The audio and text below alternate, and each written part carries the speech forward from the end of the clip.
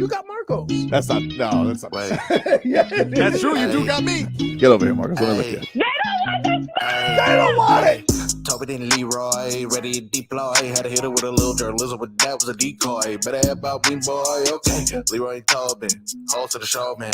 Still on the sauce with the show, and till then his half moon open. Sometimes go taste like a snowman. No proof I'm alive by the motor. No proof. Like I always wanted him, I never hated him, I never traded him, and if I did, I never ever traded him. You know what is a star? Like another city, the driver's side floor. Wish I could large, so many more. 10 in the more, never a bar. 8, 10 in the more, 2 to the P. Nothing to you, but it's something to me. Handsome as ever and cute as can be. You can watch it on YouTube with view for free. Ay. This one time for the Twitch. This one time for the text. This one time for the phone line. Whole time wonder what they gonna do next. You know, I just wish you guys would stop the quibbling. What the hell was that? Like, what in the hell was that yesterday? We got footballed? We got football. We got footballed? Which We're not supposed to get footballed. can I just say this? Yesterday is one of the reasons why you play the game, because anything can happen. It's unfortunate. That's not supposed to happen, though. It's not. That's not supposed to happen. Is that not why you watch sports, though? No, that's definitely not why I watch Not if you're the sports. Dolphins. That I mean, it was here's the problem. That loss started in the first half, and we just didn't want to realize it because they got a big lead. Oh, it was definitely a game. I'll say that it was not a game they deserved to win. Like, Right. They were gifted that game by an inept team, but when the inept team decides, here's a 2-touchdown lead, you typically take that baby home. Correct. You're just like, hey, we just got to take this one home. Correct. And for them to give you the game, give you a cover, and then blow that, Right. it was just a colossal failure on every level, dude. Here's what, and there's a couple of things that was real noticeable. Hey!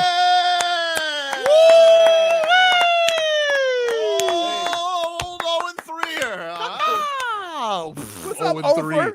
0-3. What a losers. Wait. What are you talking about? Don't let him get away with it. Oh, that's His right. ass was 0-3 too. No. Woo! That's about me. A couple of you guys stinking up the joint. You're There not she getting is. away with it. There Oh, she you got is. some new boots? There she is. Boots? Where'd you get Boots? those? In Tennessee? Oh. Uh, All right. I don't understand it, dude. Like, it it listen, was- can I just say this? That was excruciating to watch. yeah. Like, how, with 11 guys on the field, how can everybody be so damn open? Was Fangs in the elevator? Like, did he headed? Was he heading down? Yeah, was he heading down? What happened? And at what point? Did they At leave? what point? Here's my biggest problem with defenses. Okay? Biggest problem. If you gonna give up a 36-yard play, right? If you're gonna give up a 36-yard play trying to play prevent, you might as well blitz everybody because you're gonna give it up anyway. So at least try to put some pressure on the quarterback. So embarrassing. The Yesterday, fact dude. that they consistently drop back and watch all the football in front of them while they methodically move the ball down the field, picking them apart, that's the part I have a problem with. if you're a Dolphin, if you're a Dolphin fan today, there's going to be people like you literally, and Mike McDaniels said this after the game, it was just an embodiment of a loss. Everybody had a hand in this other than Tyreek Hill. It was such a colossal failure on every front. And that to me then kind of lends over to coaching. And it's it's hard for me not to look at this Mike McDaniel, who I adore. I love him. I love his quirkiness. We love it. We know the story. He's the best. He's the nicest. But yes, this dude lives in Too Cuteville. He does. And it's you get into this red zone. You got a guy who's got 16 touchdowns and you want a trickery? You want to trick him? Stop. And then, Mike, you're a guru. I'm just some schlub. But I have enough evidence on hand. Stop throwing the fade to Tyreek Hill and give it to Most. He's a garden gnome. Doesn't make any sense. The guys who run the fades are Chase Claypool, right? I get Tua's accurate, Not that, but it Dude. worked one time. It was against the Chargers week 1. It looked hasn't like- worked since. Look, it looked like he was trying to throw a fade to a garden gnome that was covered by Shaq. Makes no sense. It's this, and he runs it once a week. They get Once a down week, there. once a week. Always seems to be on first down. They're like, fade. Let's do that thing where you made that unbelievably perfect pass against the Chargers. Remember week 1? Let's do that again. It's How about let's not do what we do best? That's the problem I have. yeah. You have a running back who has 16 touchdowns, right? Partly because when you get inside the 5, you give it to him and you go downhill and score. Simple as that. It's, you know what it reminds me of? The old Super Bowl and having Russell I thought you were talking Russell Wilson throw a 1-yard slant. about Right? It will go down in history as one of the dumbest football calls ever. I thought you were going to talk about his BFF old Kyle Shanahan getting too cute with the Falcons. That too? Like, I don't understand, dude. What do you like? Why? And coaches get like this. Coaches get like this. When you get into a situation where you think you have to outcoach the other team. This is not an out-coaching moment. This is, hey, everybody put their mouthpiece in, buckle your chin strap, we inside the 10, we gonna pound it. End of discussion. Now, if it gets too ridiculous, you can have a check and roll Tua out. But not before you kick the tires on running it down their throat. Don't start throwing it, and then on 3rd down, then run a handoff. No! Give him 3 chances first. Bro, I mean, how many times on 3rd down you said Tua either sacked or fell down, or you had the old of course we cannot forget once again this season. You think one of them is enough this season, but how about another drop snap in the Red zone. in the red zone with old Eichenguch out there getting stuck in his cheeks and just a disaster. You can't call him that though. You can't call him Ike and Gooch. Why? Just not. They got stuck in the old Eichenguch, dude. Right there. Can't call it that. That's where the hands are. So if he would have No, hit it there, I saw the replay slow-mo, and I was like, that got stuck in the old Eichenguch. Like, he couldn't get it out. Mm. You know? It was stuck there. It was like Tua trying to, unstuff a turkey. the damage is done. Damage is done. Once you stuff that turkey, buddy, the next time it's going to be revisited is when it's cooked and ready to eat. Fair question by Rome. Just goes, how can he just fall? I don't know. What the hell was Just that? fell. Just falling, dude. He needs more judo. Apparently, what no. it Well, is. I found out this week that he said he stopped taking it. And Well, I was that's like, the well, problem. big mistake. Look at I this. mean, Big mistake. You messed with the jiu-jitsu gods. It might Mhm. be because of the Kyle Lowry. And maybe, I don't know. But he's Should've he was- bounced up then. Look, I'm not going out here and I'm giving to a pass either. He stunk up the joint. Like he's had But part of it is this. Tua has been so precise in when he gets rid of the ball, how he gets rid of the ball, and whatever. The problem that he had yesterday is what Tennessee did at all cost. Take away that first option. Make him hold the ball and then put the pressure on their offensive line, the Dolphins' offensive line, to protect for longer than 3 seconds. And if you see, every time he patted the ball, right, it pretty much ended up in a sack or a throwaway. So what has to happen is you got to make some damn adjustments off of that. We've seen this before. Every team where Tua has struggled throwing the football, they've done the same thing. They pack in the middle of the field. They dare you to throw the little short stuff, and we'll give you the 4 or 5 yard passes, methodically moving the ball down the field.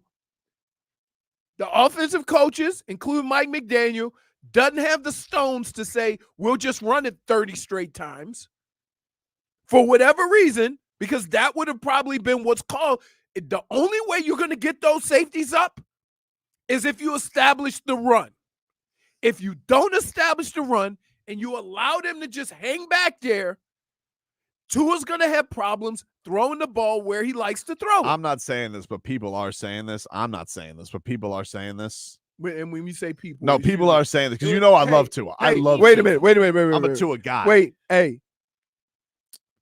Marcos? When he says people. No, I'm not saying this, but That's people him, are dude. saying Yeah, this. yeah. That's Because Tua, I mean, prime time comes around. Tua, Oh, you saying Don't Tua's you Tua's do bad it. prime time? people are saying He's a bad PTP? lefty Kirk Cousins. Oh no. Kirk Cousins. Kirk Cousins might damn near be in the Hall of Fame. Yeah, but what is Minus a known one. thing about Kirk Cousins? For Sass. I mean, Shrivels up in prime time. Everybody knows it. He's a 1 o'clock QB. Question. They say the same things about Aaron Rodgers in the No. playoffs, except for 1 He year. has a Super Bowl. Huh? Has a Super That Bowl. was 15 years ago. People are saying that.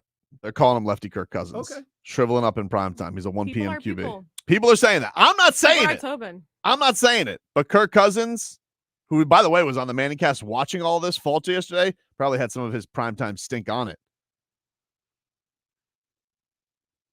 You think Kirk Cousins is a bad quarterback? No, he's just not. He's not a primetime quarterback. Not a primetime quarterback. Tua hasn't showed up in prime time. Is Lamar a primetime quarterback? Lamar Jackson? Yeah, because guess what? Early on in the year, they were folding up like cheap suits in the fourth quarter. Yes, they were. I'm just saying. Mhm. Like it's a Why are you comparison shopping right now? Who because cares? it's a terrible take. It's a true take. It's not a true take. He has not been good in prime time. He really hasn't though. He hasn't. All right. The Chargers game, like maybe was that prime time? Does that count as prime time? No. No, it was a 4:00 game. Prime time's at night. Wait, did they play Chargers Sunday night? They did last year. You want to know what happened? Oh. Worst game of the season for Oh, Tua. that's what it was. That's Okay, right. it was That's right, last that's right. Primetime Tua. It's a thing. You know what? It's a problem.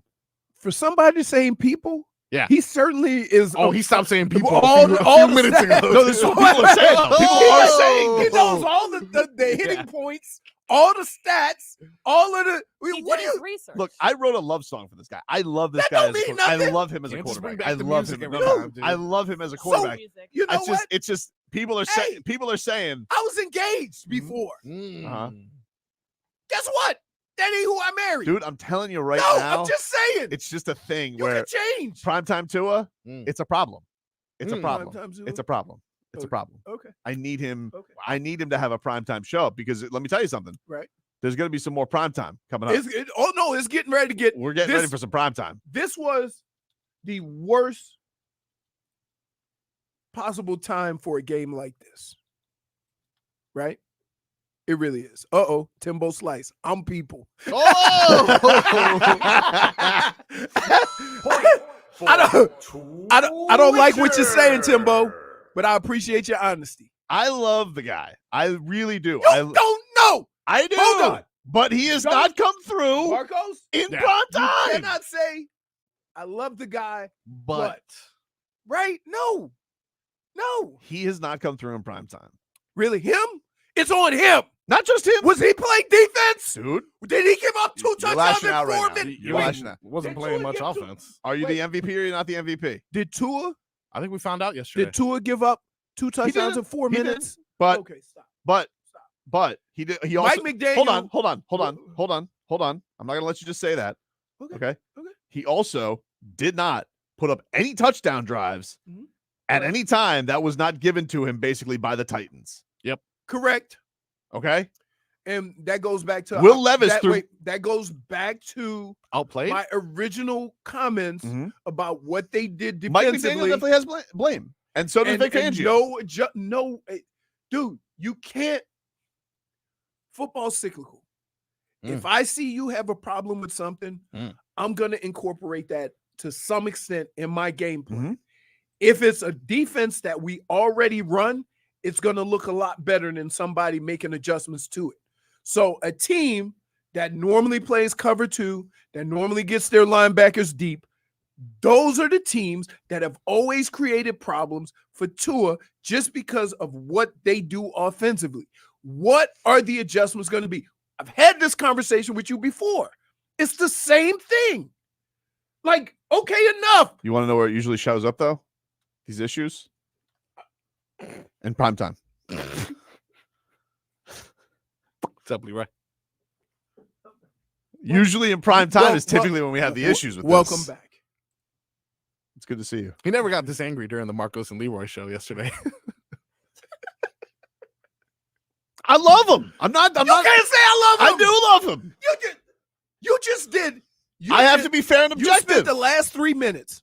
No, Leroy, he was talking about people, what people were saying. He spent the People. last 3 minutes People. saying nothing close to what love sounds like. I have to be objective. If you love Tua, don't I love me. Tua. Don't I love me Mike like that. McDaniel. I love Fangs. Okay, but like that was a meltdown, and everybody's got their hand in the honey pot. And I got to tell you, Pooh Bear, Oh, he didn't come through. Who's Pooh Bear? Tua. Two Bear. He was supposed to be. He's supposed to be Winnie the Tua. Yesterday, he was not. Winnie the Pooh. That's a point. Back up to this. Point for Marco. WQAM.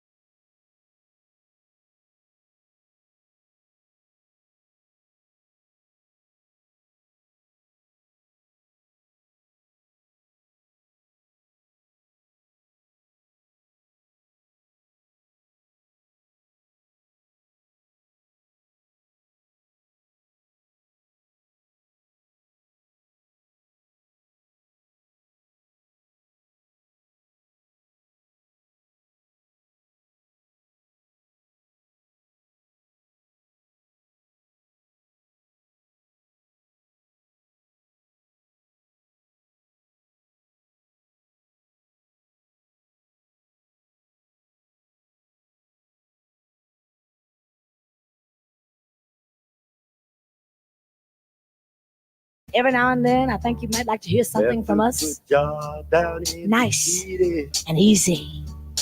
But there's just one. All right, welcome back, everybody. Tobin and Leroy here with you. We got a short segment here because we went long first segment, and we got a guest coming up in about 5 minutes, 6 minutes here. We're gonna talk some NFL with this guy, but mostly we need him on to finally. Really, to apologize to him is what we need him on here for on air because kind of like you apologize to Kyle Lowry. You try to weasel your way out of it. I didn't weasel my way out of it. I didn't weasel out of anything. I actually contacted him, and I felt bad. Low Dog is my guy. But here's the other thing. Thank God I didn't go scorched earth. You're right. Well, here's why. I'm going to tell him this. Here's why I was not happy about it. Mm-hmm. But here's why I couldn't go scorched earth. You might have been right. Well, I think you feel that way now because it's not him, No, that's why I never went scorched earth. Charles Davis was on the call this past week for the Joe Flacco show. He was on the call for Jags. Yep, I got to hear Jags Browns. Guess who he sounds like? Ron Pitts. Yes, sounds like Ron Pitts. Yes, sounds like Ron Pitts. So we'll get to everybody's takes on the Dolphins. We'll ask him about that collapse last night. I mean, it was. It gives me the willies just thinking about it. Not to mention Tyreek Hill got hurt early on in the game, right. which is also scary. Like put all MVP stuff aside and put look, the guy's having an historic season that we're watching, and he's banged up. To have that happen to him early on. By the way, horse collar. Yeah, horse bleep tackle. Yeah, and it was tough. It's tough that, he was sitting there on the sideline, basically didn't play in the first half. I've never really seen anything like that, Leroy, where he doesn't come. You're out for a half, you stand. Helmet. They took his helmet, and then, he basically is saying Mrs. Cheetah told him to get his ass out there, find a helmet. Yeah. And, she has football in her family. She's, Vicario? Brother, right? Yeah. It's her brother. She grew up around it. Yeah. Get out there. She was like, I'm hurt. My mom was the opposite. Every time I got hurt, you ready to quit? That's adorable. Yeah. Want to let you guys know that if you want to win a $250 gift card to Dave and Buster's, go to our contest page right now because the NFL playoff race is heating up. Not last night for the Dolphins, although they are still sitting pretty. You guys can win. Just go to our contest page, WQM.com. Submit your entry. If you win, you can go to Dave & Buster's in Hollywood with your gift card. Spend the day watching your favorite teams. On us, Dave & Buster's. Eat, drink, play, watch sports at Dave & Buster's in Hollywood. Charles Davis, NFL on CBS. He joins us next. Rough.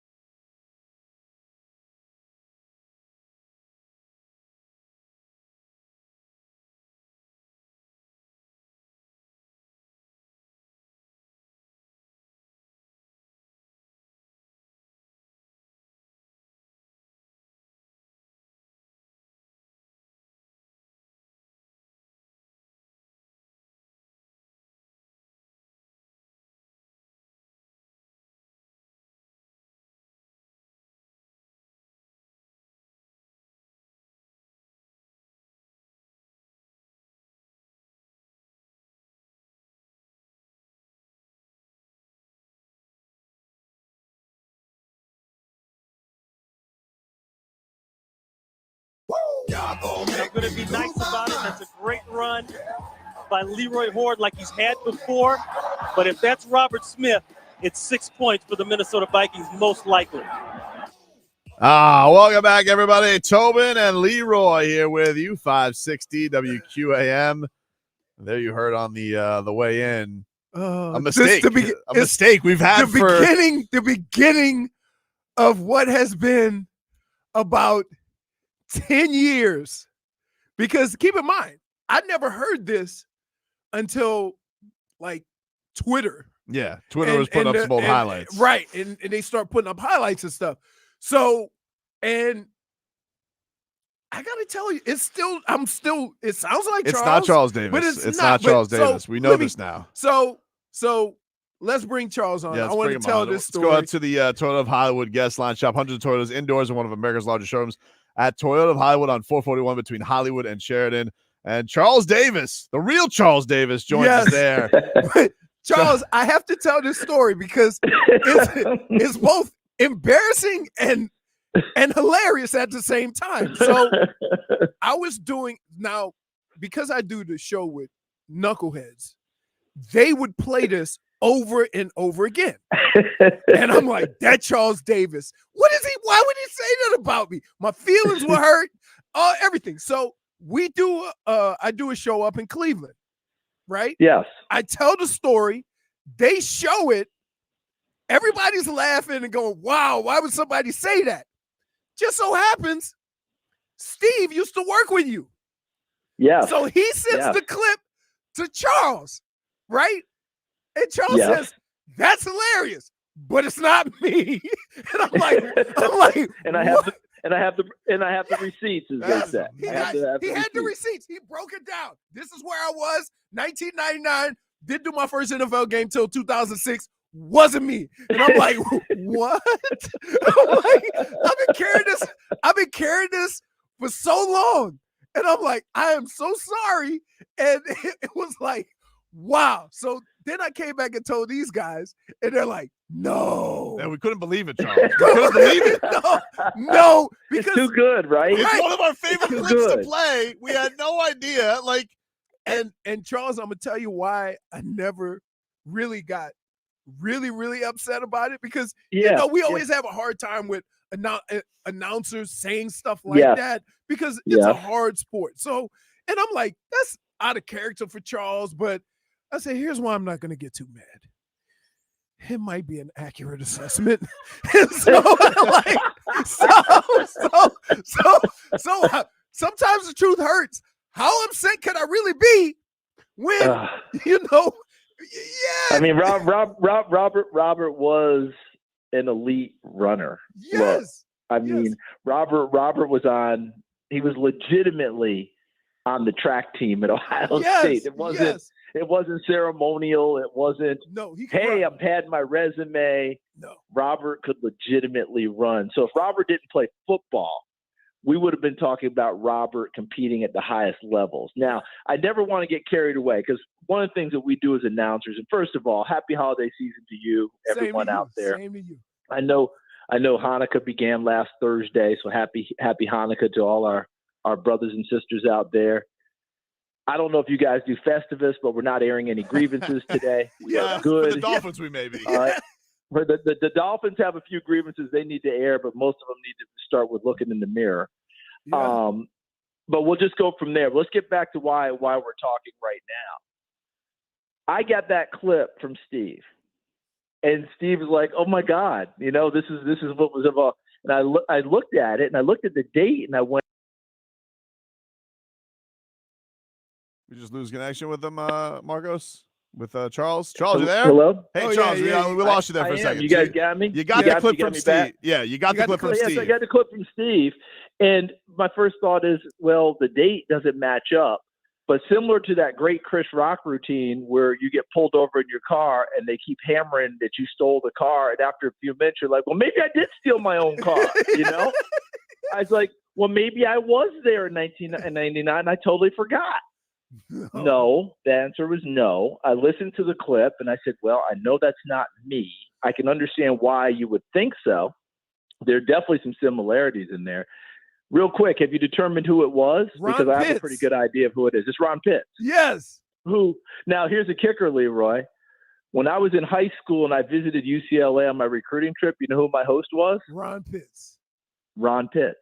Do you know who I work? Do you know who I've done NFL games with? Ron went from analyst to play-by-play announcer for 20 years. Oh my God. I got to do NFL games as his analyst. So the I story just understand doesn't it. end. It all started. Now to put a cap on the whole thing to show you why you should have zero loss of sleep over thinking it's me. I was in Seattle X number of years ago getting ready for a game. Uh-huh. I'm walking the field, and for me, I walk the field early to try and work my nerves off. Okay, Right. so I'm making my last loop, and I'm coming into the tunnel to go back upstairs to the booth. And a guy's down in the lower level, and he starts screaming, "Hey, Ron! Hey, Ron! Hey, Pitsy!" And guys, you got to understand, I wish I had a lie detector test on me because this is the absolute truth, okay? And I have people who were on my crew that I told the story to immediately that to this day they call me Pitsy, all right? So, Pitsy! Hey, Pitsy! And that day, I was like, you know something? I'm not Ron. So I'm not playing into it today. I'm just going to be me. He's just wrong. And I kept walking. And finally, you hear the guy go, hey, you too good to acknowledge me? You too good to turn around and say hi, Pitsy? Well, bleep you. Whoa. As I go into the tunnel. Wow. And I was on the floor. I literally doubled over laughing inside the tunnel. Immediately pulled out my phone, called Ron, and said, "Yo, man, I'm sorry, but you're no good in Seattle anymore. Okay, I just want to let you know that your Seattle privileges have been revoked, and I apologize." And I told him the story, and he cracked up. So, Leroy, don't worry about that. It's actually been so much fun. I know that probably people on Twitter have been killing me because, they thought it was me hurting you, and I get it. But I haven't been on Twitter since August of 2020. So those slings and arrows, they're hitting a wall that hasn't gotten to me. So we are good. This and is actually, I've been insane. getting the biggest kick out of it because now I get to talk to you guys. This part has been a whole lot of fun. Oh my God. I can't believe all the dimensions it goes. This might be. I mean, guys, this is better than Kevin Bacon in 6 Degrees. All right? Yes, Because everything that you've twisted in here, my ties with Ron are considerable. All right. You've heard all of that. And let me put a cap on it. His father, Elijah Pitts, Yes. who scored touchdowns in the Super Bowl, who was a great coach in the NFL as an assistant coach with the Buffalo Bills, where Ron grew up in Old Orchard Park. All that goes together. Last year, Black College Football Hall of Fame. I get to host it every year with Steve Weich of NFL Network. Yep. Ron Pitts' father, Elijah Pitts, was inducted into the Black College Football Hall of Fame. And who accepted the award on his behalf? His son, Ron Pitts. Got to see Ron again. So don't worry about it, man. Man. Okay? Well, Don't worry about it. I feel And like by with all the way, these ties, we're going to have to let Ron know that he's the one that needs to apologize to his comments. and listen, if someone wants to mistake me for the great Ron Pitts, that's good for me. Okay? I mean I'm unless you're in okay. Seattle. Unless I'm in Seattle. My man in Seattle is a little hostile now. Other than Seattle, we're probably in good shape. But, yeah, it's just one of those things where I was like, oh, my God. But you know what the kicker is? That year, I'm pretty sure, and I haven't gone and traced it, but I just saw Frank Gore last week, all right, the great Frank Gore.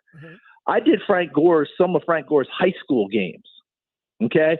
That would have been about that time. So I wasn't doing your NFL games. I was doing Frank's high school games. I did a high school game Frank played in, kid you not. He's put it on the deck 3 times in the first quarter. Now, any other back, of course, his night is over, right? But this is Frank Gore in high school. And coach is like, please, can you just hold on to the ball? Leroy, he finished with over 300 yards that night running the football. Oh, man. Good God. Man. Charles, while we got you here, last night, Miami Dolphins collapse on Monday Night Football. What did you make of it? Because obviously everybody in town here is freaking out after that one. Yeah, understandably so, because that's one that shouldn't get away. I walked in to work out this morning, and my trainer is a is from Miami, is a Dolphins fan through and through, and he gave me that look that started with, if you say one word, I will break you working out today.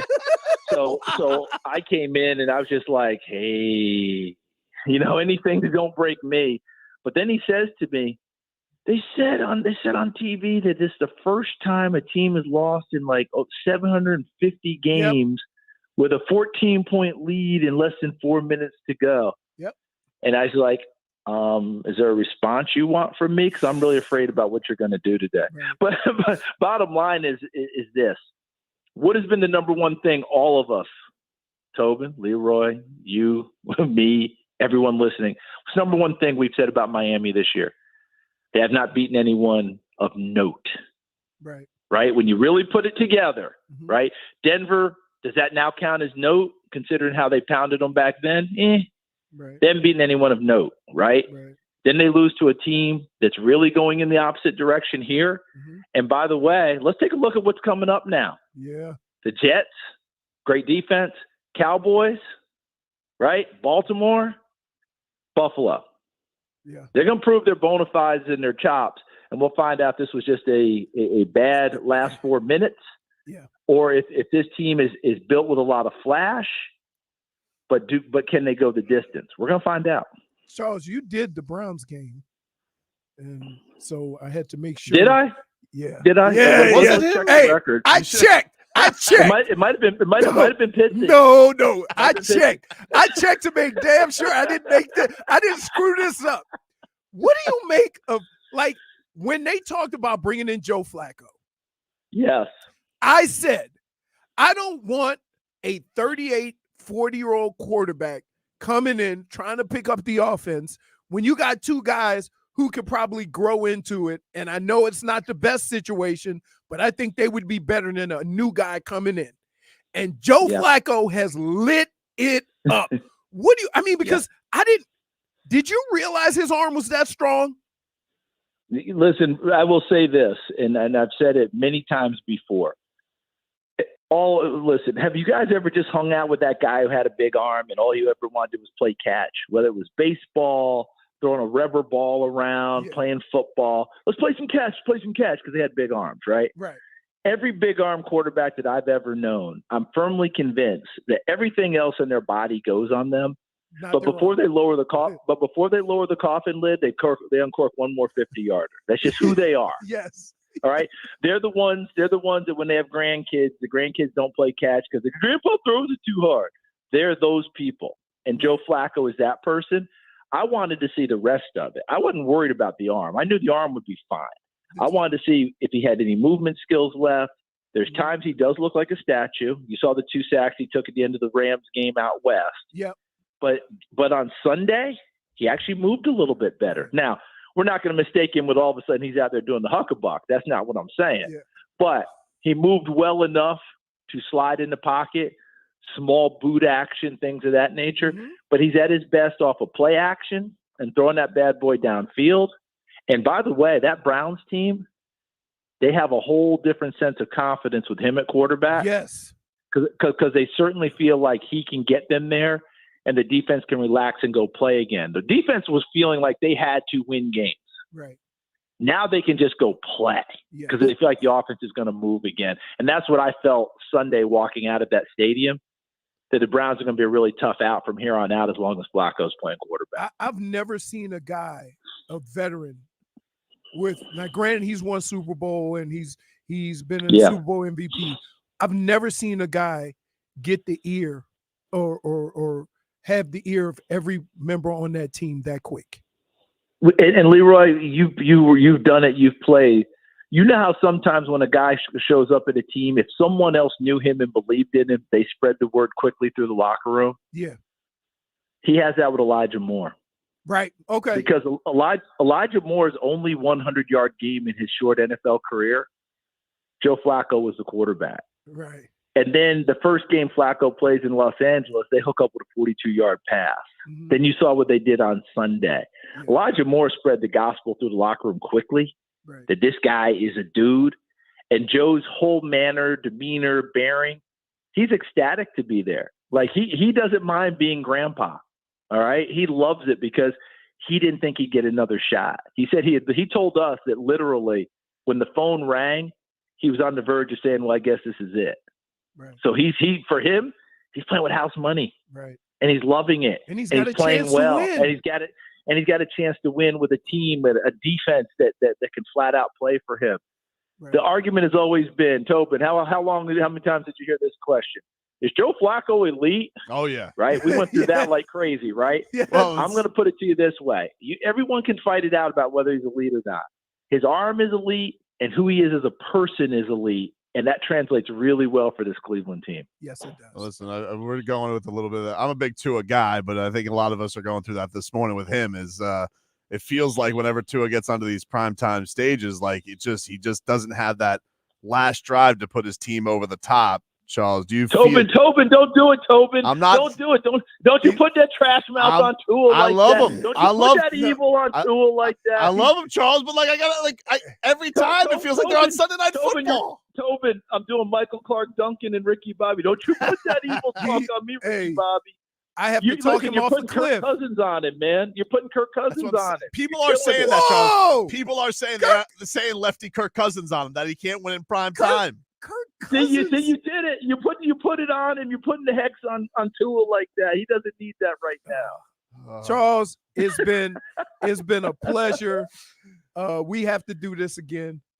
And anytime. You guys call anytime. Yeah, this has been a blast for me. When I'm in Orlando, when I'm in Orlando, I will. All right, brother. Call me. All right? Okay. Call me. Call me. You know what we'll do? We'll call Pitsy. Thanks, Charles. Charles Davis joined us there. We appreciate the time and the fun with him. We will take a break. If you guys want to get your calls in, I know a lot of Dolphin fans are upset right now. 305-567-0560. We will get to some of the Dolphins out there if you were there last night.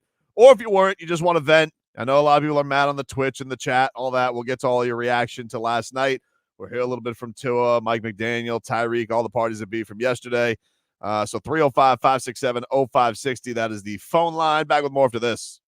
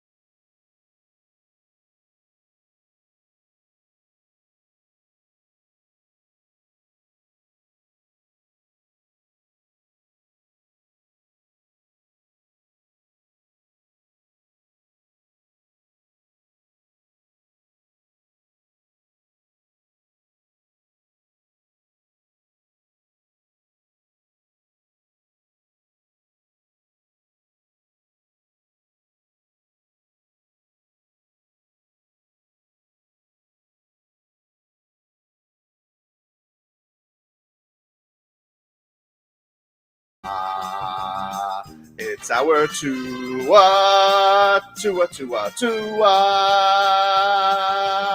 Tagovailoa. Not Tua Tagovailoa. A for effort. Dolphins quarterback. Tua. It's our Tua. It's our Tua. Tua. Tua. Why did he try and do that? He was in the end zone. Tua. Can go to hell. Tua Tagovailoa. Dolphins quarterback. Daddy loves you guys. Our Tua with Tobin and Leroy. Check the history of food.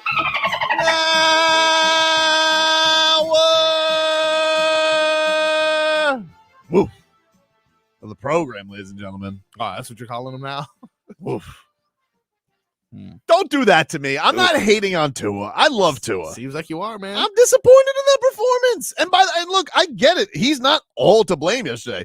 I agree with Mike McDaniel. It's a whole team loss. Eichenberg in that line. Jesus. I mean, oh my God. 4 backup linemen yesterday. You can only hold the dam so much. You can. So it was a tough one to swallow yesterday. And I think the thing that sucks with it is you only needed a field goal. You had a minute and 50 JFig. Like, it's not like I needed a touchdown drive from the dude. Get him in field range. I don't know what the hell Devon Achane was doing either, by the way. Like, you're trying to get out of bounds. Like, get the first down. He's like, it just felt like they were just overthinking a lot of stuff yesterday too, man. It seemed like it's one of those situations where too many people were trying to do too much instead of what was required at that time. Right? Yeah, for sure. Let's get to some headlines brought to you by the new Palmetto Ford Truck Super Center. Why buy your truck at a car store? Palmetto Ford. We know truck. Thanks again for oh my goodness. Charles Davis for joining the show. He was fun. That will absolutely go down as one of the best and worst. Like, if I tell people that story, they won't believe it, right? Amazing. Dolphins, they lose 28-27 yesterday. Will Levis freaking out. His veins popping out yesterday. Oh, he was, he said, looks like a young Ryan Tannehill. Yeah. You know, Ryan Tannehill used to be a wide receiver. Did you guys know that? I heard about that. I heard that. I heard that was a thing. Just got to mention that. He was probably like hoping that, you know, Will Levis was going to be so bad that maybe he'd get out there and get a little revenge game in there. Yeah. Not so. I can't believe this, dude. How did they lose that game? Will Levis threw the ball right off of Derrick Henry's face. Yeah. And they were with a 2-touchdown lead. Can I ask you a question? Let's play what hurt more. Mm-hmm. This or the kneel down with the Hurricanes? This really? You know why? I would say this. Here's why. But Because such a good position. Let me explain to you why. Yeah. Because even if they beat Georgia Tech, you know what's ahead of them is still an uphill climb. The Dolphins are already there. The whole like to the point Charles brought it up to. They haven't beaten anybody yet. And that's fine. They're going to have their opportunity. The thing that I was so impressed by with this team this year is they never let that. They stuff took care of happen. business. They took care of business, or they always execute. They always found a way. And to have a meltdown like that yesterday is wholly disappointing. Which is why, it's not just a Tua thing yesterday. Tua's going to get most of the blame because he's the quarterback, because he's the biggest star, and because he really, struggled without Cheetah there yesterday for sure. But Mike McDaniel obviously gets a huge amount of blame. Vic Fangio, I don't know what the hell that was there at the end. And I get it. You guys are dealing with injury, but that's not a good team you're taking on. That team was ready to cave and give you the game. They tried to. It was all over their faces too. To have that. Even the coach was like, what the hell are we doing? Yeah, what are you going to do? To allow them to get the things right like that, it's just very, very embarrassing. And it's a big blown opportunity because you're sitting here, you could have kept pace with the 1 seed. You still control your own destiny because you do face Baltimore, but your margin for error now shrinks up. These are the games. We said this going into that last 3 weeks. You want to rack up, get to 11 wins, and then okay, even if you go 1-2, if that happens, you're still going to be sitting pretty and in a great spot. Now you're in a spot where it's like, you not only have to worry about the Ravens and what that's going to be and how you're going to be able to handle that with all the injuries. Who knows what Tyreek Hill is going to be, like how serious this thing is. I mean, he's been dealing with ankle injuries all year. For him to go out there and even gut it out for a series where he really gave you like one series where he was able to do something for you. Right. So who knows where he's at right now? Costing me some money. If that's what you're thinking about right now, you degenerate. Hey, so I helped Marcos yesterday. Yeah, help me lose. Dude. You know what? You've been doing plenty of losing yourself. You were 0-3 this week. So here's the deal. You were 1-2, dude. Get out of here. I helped him, dude. I'm in first place. I helped him work through the chili peppers, right? We got 4. The one that didn't hit was probably the one you thought would hit the easiest, Tyreek Hill. Not because he got hurt. You can't control that. How did the other ones do? Pretty good, man. Okay. Pretty good. I still tried to go with this. I think I'm done going the River Craycraft anytime touchdown. Really? You know that's the problem with Tua, dude. He's abandoned his roots. When Tyreek was down, I agree with that. He looked lost. I think he has been a little bit too Tyreek centric this year. Like Jaylen Waddle doesn't seem the same. But Jaylen Waddle's about to have 1,000 yards. He's going to be the first receiver. Wait, The first receiver in Dolphins history to have 3 consecutive 1,000-yard seasons. His 1,000 this year don't slap the same. It does not. It don't slap the same. It barely hits. It doesn't. It barely hits. You know, it's a like little tap. It's kind of like you have a guy that's got 1,500. It's kind of like when Adele mailed it in. You know, it ain't hello or fire through the rain. When you have a guy that has 1,500 yards at this point, every Dolphin, and you almost have 1,000, that's slap. Every Dolphin would agree. How many should he have?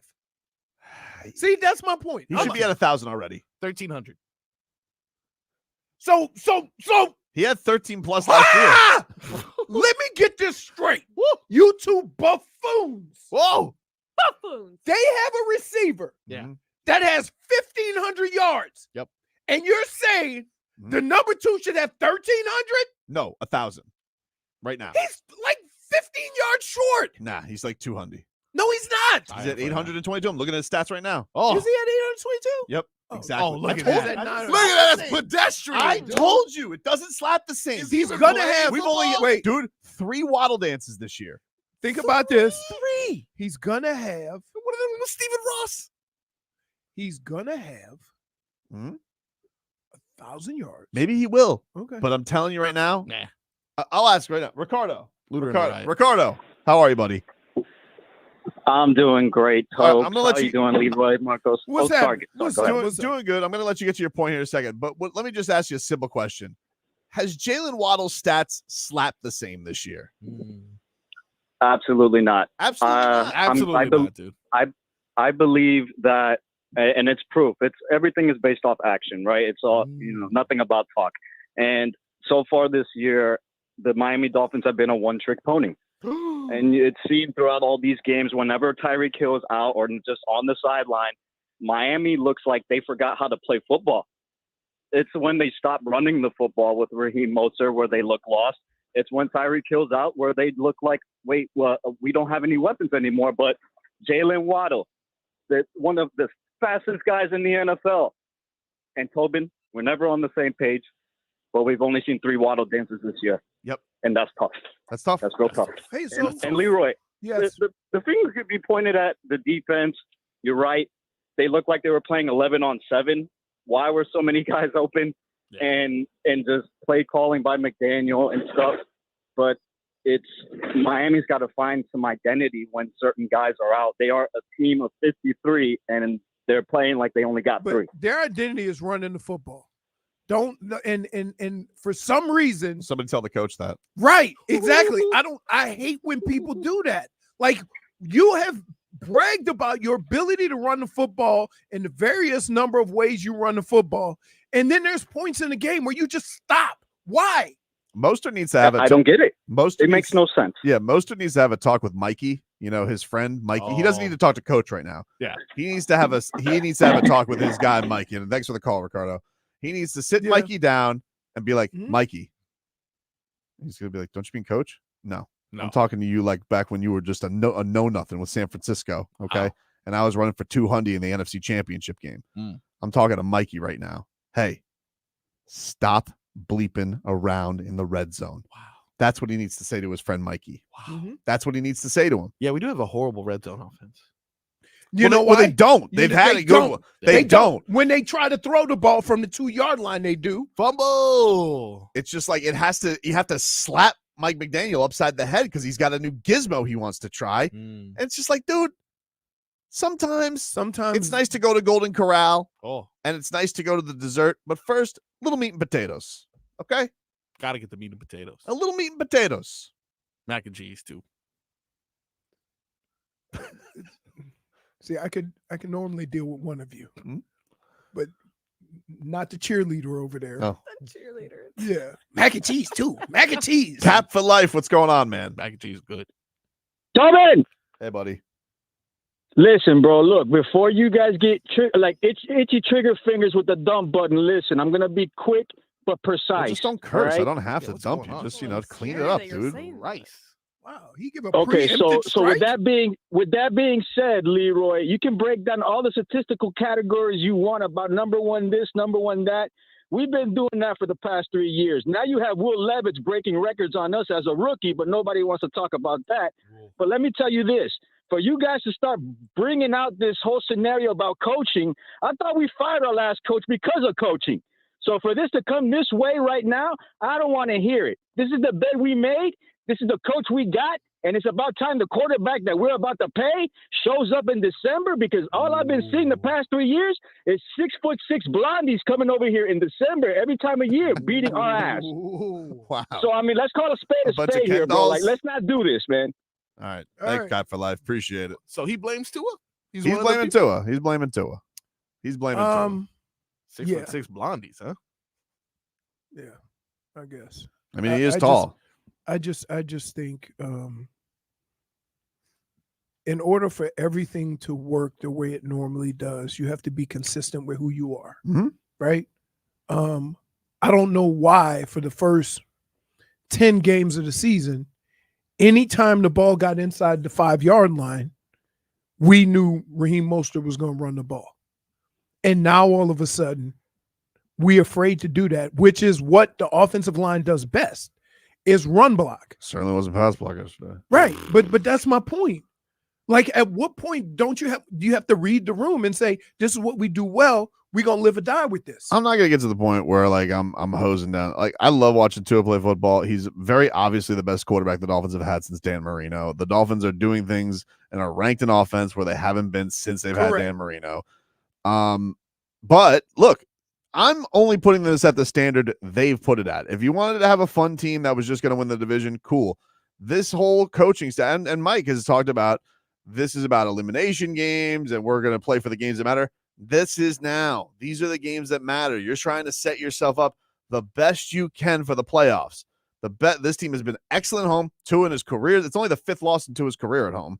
Mike McDaniels lost 3 times now in his career at Hard Rock. Oof. You would have loved to set yourself up to have your home games here, and it was all there for you. And for this to be the game you falter at, and especially to do it with a 2-touchdown lead, something that hadn't been done in 700 and whatever, 56, 46, whatever bleeping games it was, it's inexcusable. It's inexcusable. If you're a serious team and you're a contender, you don't blow that game. Yeah, footballs. But, dude, 700 games? That hasn't happened in that situation? 2 touchdowns, 3 minutes, whatever the hell this is. To blow that, it's inexcusable. And everybody has a hand in it. Tua, Mike McDaniel, Fangs, Chubb. Dude. He's always almost right there. Chubb. Hey, do me a favor. Take it easy on your helmet, dude. All right. You cost the Dolphins 4 points. Should have been a field goal drive. I'm not, not to harken back because you guys had the game in the bag. But, dude, calm down. First of all, why now are you all of a sudden upset you haven't gotten a sack? That's what you do. You live in the area around the quarterback, but don't get the quarterback. And now all of a sudden you're freaking out because you didn't get Will Levis one time? Never see Van Ginkel do it. If Van Ginkel almost gets there, you know what he does? Moves on to the next play.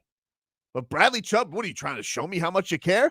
Do me a favor. Do it on the 2 drives where you have 2 mother bleeping touchdown lead and then go get him. Ridiculous. What a boneheaded play that was. Yeah, I saw him apologizing to all his teammates. Damage is done. Don't apologize now. Is that Too what late. You're on the sideline. And you're like, damage is done, Bradley. Too late. What's going on, Mike? Hey, what's up, guys? Hey, Dolphins will bounce back. Everybody has a bad game, and I got a feeling they're going to go far into the playoffs. But I got to tell you this: other than the Miami Dolphins, I'm from Cleveland, Ohio. The Browns are my favorite team. You guys will have no chance against my Browns. Go Cleveland! Get him out of here. Go listen to the Ultimate Cleveland Show.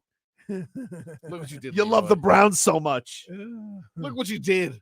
Joe I didn't do Flacco. nothing. Wait till Flacco's, by the way. I know. Oh, I know. But that's why I asked Charles. Like, come on.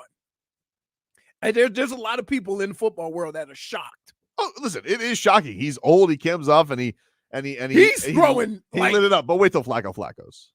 It's coming. It's coming. you Dude. know, you're going. We'll hear a little bit from Tyreek Hill, Tua. If you guys want to get your calls in, 305-567-0560. Back with more for this.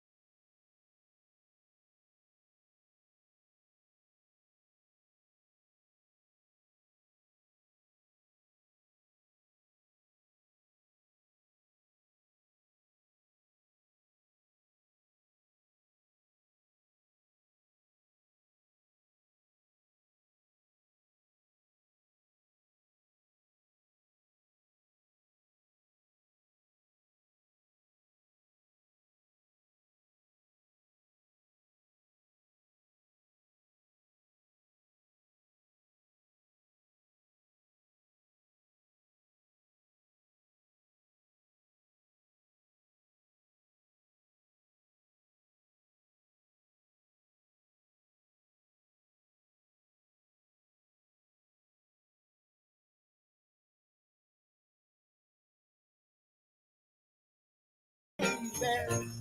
Should it treat me nice? Merry Christmas, baby. Should it treat me nice? You bought me a diamond ring for Christmas. I feel like I'm in paradise. Welcome back to the Tobin and Leroy Show. Back at it again after a heartbreaking loss. And look at these meanderers. Late for break. Always talking about me. Well, this is an opportunity for me to get on them. Bastards. See what I did there? See how crazy I got there? I apologize. I'm sorry if anyone was in the car listening. This is an opportunity, though, for me to tell you about our app. The NFL Heat, Panthers, and Canes basketball are underway, and the Canes bowl game is coming up at the end of the month. Download the free Odyssey app and follow Tobin and Leroy to stay up to date. Listen to us live or on demand, and also use a rewind feature to go back to listen to any part of our show that you may have missed. Tobin and Leroy and everything else happening in sports can be found on the free Odyssey app. And look who decided to show up. I mean, don't be afraid to hit us with a text every now and then. A little texty text. Looks like you're just like hogging that microphone, just saying what you want to say. I'm not used to What are we doing? Hobnobbing? I was trying to make Leroy some Cuban coffee, but the machine has way too many buttons. No, like mine doesn't have any buttons. It's just right? Yeah, I don't think it's supposed to. So I didn't understand why I couldn't get him a full cup. Yeah, because it has too many buttons. So yeah. Let me tell you something. Yep.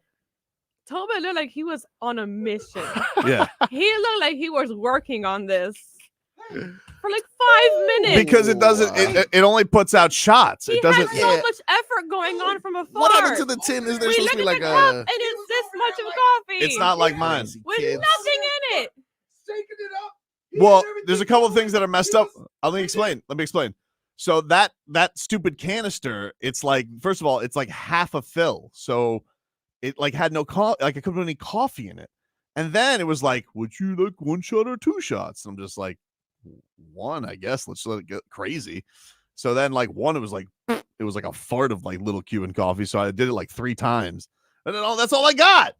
Now, I'm sure that's rocket fuel. You made it sound like I was getting ready to get Sound the like best and look like. cup of coffee I thought you were. ever. I thought you were. And then I looked down the bottom of the cup. I had to tippy toe to see it in the cup. I know. Like, It's what embarrassing. I apologize. I'll do it for you. Yeah. I said, hey, man, no problem. He was like, hey, man, no problem. No problem. I do didn't this realize. I every was like, day. why is there so many buttons? Mine doesn't have buttons. Mine has crank it, Dude, turn it on. Then it makes it. holy smokes. Is it good? It's gruel. It's Yeah. like, Oh, that's going to keep you up. Yeah. You hopped up on Mountain Dew? We're scared now. Oh, that's the devil's juice right there. That's He's gonna come at you like a spider monkey. it's gonna keep you up, dude. Oh. It is. You know what I'm saying? Oswald, what's going on, dude? Patton? Oswald? Nope. No. Oswald? Hey, good morning. Good morning. How are you, buddy? Good morning, Leroy. Good morning, Tobin. I called you last year, and I said, yeah, I want to say it. Super Bowl. This is my first time calling. I usually be on the job listening to you guys, always listening. Hey, JFig, you're beautiful. Love you in the Starfield outfit. But check this out, man. The Dolphins believed they was going to win last night, and they got their ass whooped. Sorry for the language, but they got their ass whooped because on belief. I mean, that's the only way I can see all those mental errors happening on the field like it did, you know? And I'm no longer in belief that they might make it to the Super Bowl. I think they're just going to chalk it up. It's a faith shaker for sure. Yeah. I'm sorry. I lost faith in them, man. It's been 20 years. I'd rather be on. Let's go on. Okay, they're not going to make it, just like usual, before we think they can do it. Because one guy should not stop a show. Tyreek, in there or not, should not make an offense go. You know what I mean? I don't understand. And then Tua holds the ball too long without Tyreek. So McDaniel got to replan or do something because he's from Yale and he got his ass whooped by Vrabel. Yeah. Football is not math. Vrabel definitely loves that he beat Yale boy. So here's the thing. There's some truth to that.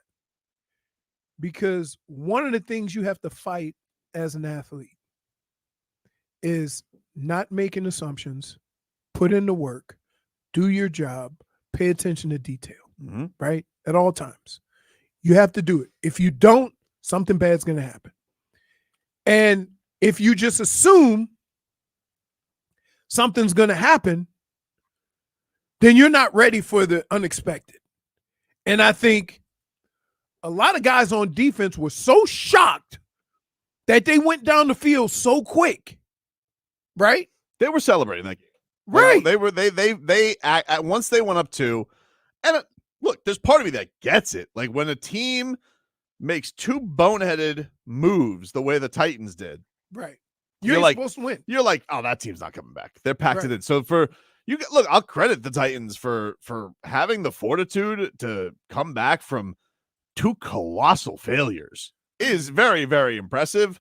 But you were also helped by fat cat syndrome and buffoonery, because what the Dolphins blowing that is inexplicable and hasn't been done in 700 plus games in that situation. Absolutely. It's terrible. What are we doing with this Tommy DeVito and his agent? That's his agent? That's his agent. Hey, listen, those guys are paid actors. Are you There's no way, kidding right? me? Like this whole Tommy DeVito thing feels like a bit. First of all, he looks like Tim Allen when he's just transitioning to Santa. But the fact that him and his agent with the Agent's got he looks like the agent looks like he is collecting debts on the docks. What is going on, dude? Like is Tommy DeVito? Hey Tommy, I just got you a new appearance at the Bada Bing after winning Monday night. Isn't that like the ideal situation? Someone named Tommy DeVito to have an agent like that and be the quarterback of the Giants. Oh, there's gonna be people that are like, I don't want Daniel Jones back. I want Tommy DeVito to be the quarterback. This guy is the future. And guess what? Never happened. Because they already gave Daniel Jones $40 million a year. I don't know. Tommy DeVito. He's New Jersey. Everybody loves him. Hey, what you gotta do? Can you give me Tyreek Hill from yesterday? This maybe this was a bummer. Here was Tyreek talking about his injury. His wife, Mrs. Cheetah, told him to get his ass out there. Do you think that's gonna be on Hard Knocks? That's actually it might. I listen. Leroy said when they lost, I'm not gonna like Hard Knocks. I disagree. I want more Hard Knocks tonight than I've ever wanted because I want answers. After a loss, I want answers. What are the odds? I mean, explanation. I want to know what I want to. You know what happened? I want to see pain in that locker room. Listen. I want to hear what McCochin has to say. You know in what the this face team of did? adversity. You know what this team did? They folded like that suit you folded up after the Pat Riley. Dude. And by the way, did you hear Will Levis rubbing it in their face yesterday? What? He goes, I can't wait to watch it on HBO. Oh, get out of here. All right, rookie boy. All right. Won 2 games all year, dude. Can't wait to see his face again on the screen. So you do think that they're going to be able to turn it around in 24 hours? No, Dude, there's Hard Knocks tonight. I'm tuning in tonight. There's going to be Hard Knocks. You bet your ass. These producers better be working through the hours, you know? You knew, hey, those producers knew there was a Monday Night Football game. They knew. You don't get to change it up. By the way, doubleheader Monday night sucks. Hate it. And by the way, both underdogs won. Oh, and also, hey, I chose the game I want to watch. Don't show me you got 2 games. Small box like basketball. It was so annoying. Like the NCAA tournament. Well, they would like bring in split screens. I'm like, hey, split screen, and I they don't put need- the big box. It wasn't even a little box. I was like, hey, I chose my game, ESPN. I don't need you to. It was just such an ESPN throwing their Mickey Mouse deal on the table, being like, see, we have 2 games going on at once. Who cares? It's Red Zone channel. What do you think? You're more special than the Red Zone? You're not. Hated that, dude. You have Tyreek? Here he is. It was a lot of pain, man. It sucked. Like when it actually happened, you know, I've actually been dealing with some ankle injuries this whole season. And, you know, when it happened, like my first reaction was like, man, my ankle gone. Then my adrenaline kicked in. I ran off the field. Then I sat for a while and it got stiff. I was just going through a lot of pain, man. So then I just made up in my mind. I came in at halftime. I texted my wife. I was like, bro, like, this shit hurt. Like, get an ankle massage tonight. She was like, you better get your ass back in that game, dog. Good wife. Like, all right. So I just made up my mind that it's going to hurt. It's going to suck tomorrow morning, tonight and tomorrow morning. You know, and I just went back in the game on my own. Without anybody saying, Reek, go. Like, nah, it was like this. I gotta get out there, and bring some energy and be that spark. So How do you not love that guy? He sparked them. How can you not love him? He did spark him. Like, 2 explosive plays. Somehow they didn't score a touchdown on that drive. Idiots. Man. He finally caught one. Hydraulics. Hydrenalin. Can you play that first part? Hey. Sometimes when the hydrenalin gets going, dude. Hey, Marcos, can you play that first part of that again? We want to hear about how Tyreek had the hydrenalin going. it was a lot of pain, man. It sucked. Like when it actually happened, I've actually been dealing with some ankle injuries this whole season, and when it happened, like my first reaction was like, man, my ankle gone. Then my adrenaline kicked in. I ran off the field. Then I sat for a while and got stiff. I was going through a lot of pain, man. So then I think hydrenalin is when they stick the painkillers in you, and then so it's adrenaline mixed with getting high as a kite, so you don't feel anything. Oh my goodness. Oh man. You hear? You want to see Zonk's tweet from last night? I can only imagine. I think Zonk summed it up well. Here's Zonka yesterday on Twitter. Super disappointing on several levels. Hashtag TEN versus MIA. Hashtag fins up. Hashtag MNF. He does do the hashtag, right? He is right, though. It is super disappointing on several levels. On several levels. I'm disappointed with so many people. And you disappointed Zonk. Congratulations. When Patrick Mahomes is mad, can we take him serious? No, he looks like a cartoon. Right. No. Have you heard his this is appropriate. We got to get to damages done. Have you heard his explanation? His apology? No. Oh, I got it for you coming up, dude. We'll get to a little damage is done, my friend. Is next.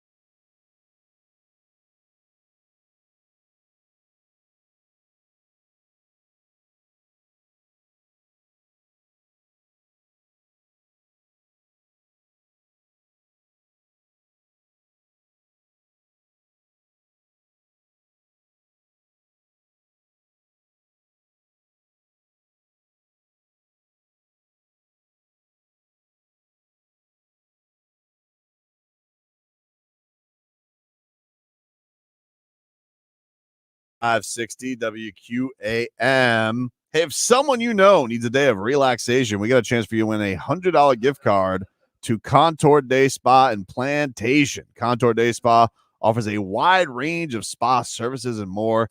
If you're looking for a holiday gift, visit contourdaySpa.com or keep listening to our show for details on how you can win. So we will give that gift away. I think a lot of people could use this. I think a lot of people. Never touched that cheek ever. I think a lot of people could use a day of relaxation after yesterday. I think Fangs could use a couple cucumbers over his eye. I tell you what they could have used. Some of this gruel you made for me. Rocket fuel, dude. Oh my goodness. Dude, I have to take a deep swallow. Like, I thought that was going to go another way. Yeah, me too. I was like, coffee will do that to you. Chris, what's going on, man? Chris. Hey. I just got an easy question for you guys. Okay. Do you think the Dolphins should have let Gesicki go? Yeah, because he wasn't used last year either. Here's the problem. Yeah, but he had 72 catches in 2 seasons ago. It has to do with the same reason why Agba isn't playing as much as he could. Agba's a good player. Gesicki's a good player. In this offense and in this defense, they don't really fit. They like a tight end mostly for his blocking and then receiving. Gesicki is a receiver and then a blocker. You already have 1,000 receivers. You have 1,000 guys that do the slot. Until you find a guy who blocks first and then can receive the ball like all of the tight ends that Mike McDaniel has worked with in the past, then that type of receiver. I will say he's a slot guy. I was very impressed with Durham Smythe catching the ball with his thighs yesterday. Oh, did you see that? Strong. He did the what is that thing called? Were you impressed with that yesterday, Chris? Well, yeah, I saw that, but don't the two tight ends have like 22 catches between them? Yeah, they don't throw the tight ends, and no tight end has gotten a touchdown this year. Yeah, but here's why. Because you have to understand. Gesicki had 5 to 7 every year. Wait, but here's what you have to understand. We're looking at positions as far as catching the ball. Look at areas of the field. And all they do is they put different people in those areas instead of the tight end. So the running backs probably have more catches than they did when Gesicki was here. Right. Right. Well, and so it all works out. They just do it differently. He also just stinks at blocking. So it's obvious when he's out there, you know that they're going to pass. Right. And Mike McDaniel likes to deceive. So. They have slot guys. Again, I don't think Gesicki's a bum, Chris. I just don't think he was going to work with Mike McDaniel. That was pretty clearly like last year. Immediately, he was rats off a ship on the guy. Yeah, he only had 42, I think, but he still had like 5 touchdowns, I think, last year. All right. Appreciate the call, man. We'll get to some more of your calls. But first, a little damage is done. Talked about this last segment. Patrick Mahomes, he was doing his weekly radio spot in Kansas City yesterday, and he has regrets. He has regrets on how he acted, which was like a big baby after losing to the Bills. Obviously, you don't want to react that way. I care, man. I love it. I love this game. I love my teammates, and I want to go out there and put everything on the line to win. But obviously can't do that. I mean, can't be that way towards officials or really anybody in life. So probably regret acting like that. But more than anything, I mean, I regretted the way I acted towards Josh after the game because he had nothing to do with it. And so I was still hot and emotional. But you can't do that, man. It's not a great example for kids watching the game. So that was more upset about that than I was about me on the sideline. Damage is done. You were a big baby. Don't tell me you're upset. Don't bring kids into this, Mahomes. Damage is done. You know, he keeps doing this. At first it was, it's not for anything. It's Travis Kelce's career was robbed of greatness. Oh, that was baloney. You know what that sounded like? That was beginning level of the Tobin excuse machine. It was. Because what? Tobin would say, not a true loss, right? Oh, it was not a true loss. Yeah, and that's what Pat wrote. We're ruining the legacy of our tight end. I saw a lot of Kansas City fans were getting crazy yesterday because Jaylen Waddle kept lining up the exact same way Kadarius Toney did and never got called. Oh, my goodness. Like, he was he was looking over it like, yo, if you look down and all you can see is defensive players, back your ass up. What do you got for damages done? So I was going to use me as a damages done. But after our conversation with Charles, I think I have to find a new one. Yeah, he was just light. I love Charles Davis. And so what I would say is I'm going to give it to Mike McDaniel. And here's why. Because no matter what you say or what you do, when you've played games like this, for some reason, this whole team has forgotten who they are, right? They've always been a team when they're really, really, really good running the football. You had success running the football. Why on God's green earth would you stop running the football? Then, after throwing 2 passes on the 5-yard line, then you want to try to run it? Nah, damage is done. Be who you are. Be consistent with who you are. Nobody stopped it yet. Nobody has stopped you yet. The only person that has stopped you from running the football is your creative genius ass. Too cute ass. Right. Exactly. It's okay. We know. Hey, guess what? Florida. If the Dolphins get inside the 5, Mostert's going to get the ball. And that's okay. And that's okay. It's okay to be boring sometimes. I'll take it. Oh, my goodness. What would Socrates say to that? He'd say, hand the ball to Mostert, dummy. Damage is done. JFig, what's your damages done today? You know, I didn't think I was gonna have a damage because I went. How about your liver? How about your 0-3 record? How about your liver from this weekend's trip? Yikes. So, like you said, I went on a trip this weekend, and I left all my troubles and my stress in the woods. And your football picking. And I come back, and my picks are all over the place. Whoa! I lost. We were chatting about this yesterday on our group chat. We're like, hey, JFig, she's going to get it. Up 14. I got teased. I thought I was going to get it at least just one game. But before it even happened, I called out, here comes the backdoor cover. Yeah, and I didn't like that. Then it was either. more than You just guys a were backdoor just cover. Yeah, I didn't know that. I wasn't predicting that. Backdoor detonation. But here's the crazy thing about that. Marcos was so quick to point out JFig. He threw up a donut too. Whoa!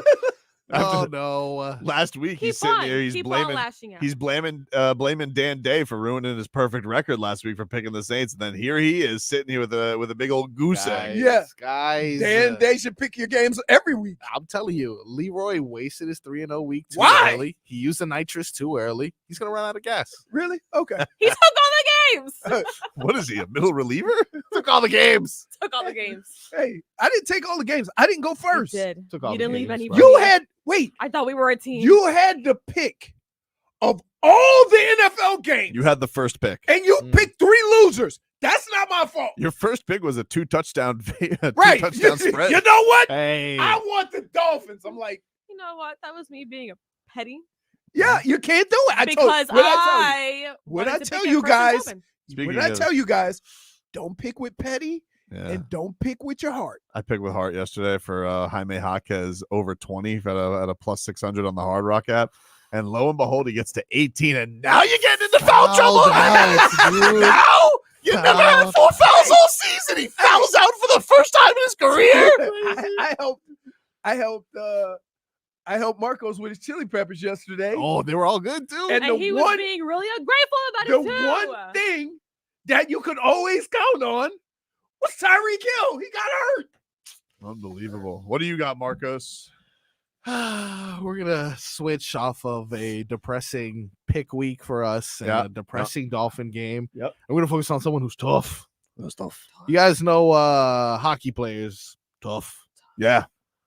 Rob Ray, a former Buffalo Sabres enforcer turned announcer, recently calling a game, took a puck right between the eyes. Oof! Puck right between the eyes. Kept going? Kept going, baby. That's tough. Wait a minute. Kept calling the game, What, baby. they just put a little, Well, they sit they do this- stitched him up? Yeah, and they'll do this with Moeller sometimes where like Moeller doesn't sit in the booth. He'll sit like ice side. Yeah. And Yeah, you're like right there. So he took a puck off the face. Took a puck and continued to call the game. Bro, did you guys see this weekend? Did you watch any of the Panthers game? Probably not. It was on Sunday during the 1 o'clock slate. But I just happened to be listening. I just happened to be listening to it and then listening to Plagans. It sounded like Plagans was calling Royal Rumble because there were so many damn fights. And it was. I heard that too. I was upset I couldn't say it. Yeah, it was Eric Gabranson who used to play for the Panthers. I loved Gutty when it was on the Panthers. Dude, he was so dirty beating the holy hell out of Nick Cousins. He's a monster. He's like 6'6" on skates and plus on skates. I don't know what the hell he is. But he was walloping. And like it sounded like Plagans was calling like the heavyweight championship of the world. Yeah, he's probably gonna get suspended. He should. Yeah. Oh yeah. He too much Gabranson. And he came hunting. He wanted retaliation. It was rough. Hockey's been tough this year. That's tough. Tough. Panthers, by the way, on at 10 o'clock tonight. You gonna stay up for that? Seattle Kraken. We got 3 in a row, don't we? 3 in a row, 10 o'clockers. Yep. West Coast swing. Love that. Ross. The only thing that's not happening is if both Hey, teams guy. were out there. What's up, Ross? Well, double tough for me being up here with the inbreds this morning because they think that if Will Levis played college ball here that he's related to everybody. But anyway, I was concerned about the fact that we, are going to have to pay Tua most likely. Yeah. And this is kind of what, this looks very similar to that San Diego or the Charger game last year when they basically told you they were going to take away the middle of the field. That's what Mike Vrabel was saying in the interviews, even during the game. And we just cannot, when the middle of the field's taken away, he will not throw the ball on sideline passes. And, what I agree, we need to run the ball more or whatever, but it's just frustrating because I'm afraid if we saddle up to him for $50 million a year or whatever for the next, this is kind of what unless we get a Tyreek Hill player, and I guess that'll have to be the goal as long as he's here. So that's my only comment. Thanks for the show, guys. You got it, Ross. Here's the problem with that. I agree with. I've said this. I've been saying this all year. Mm-hmm. It's the same type of defense and what teams do.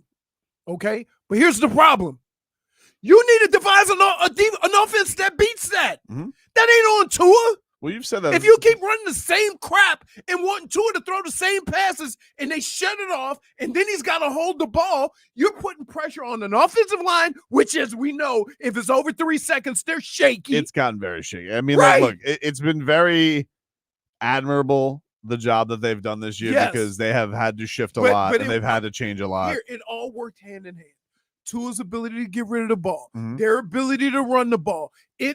Everybody was complimenting one another so that no pressure or all of the weight was not on one area of offense.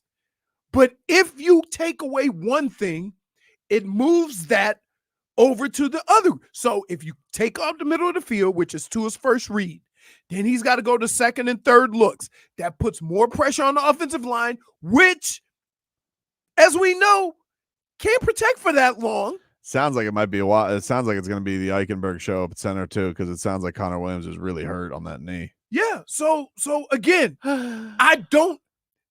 here's what I hate about Get ready this. for the Eichengooch. No, we can't. Here's what I hate about what's getting ready to happen. You did it. Charles did it. They're going to do it on ESPN. All they're going to talk about is Tua's inability to win these types of games, right? But it's a fair criticism right now. But I'm going to tell you this.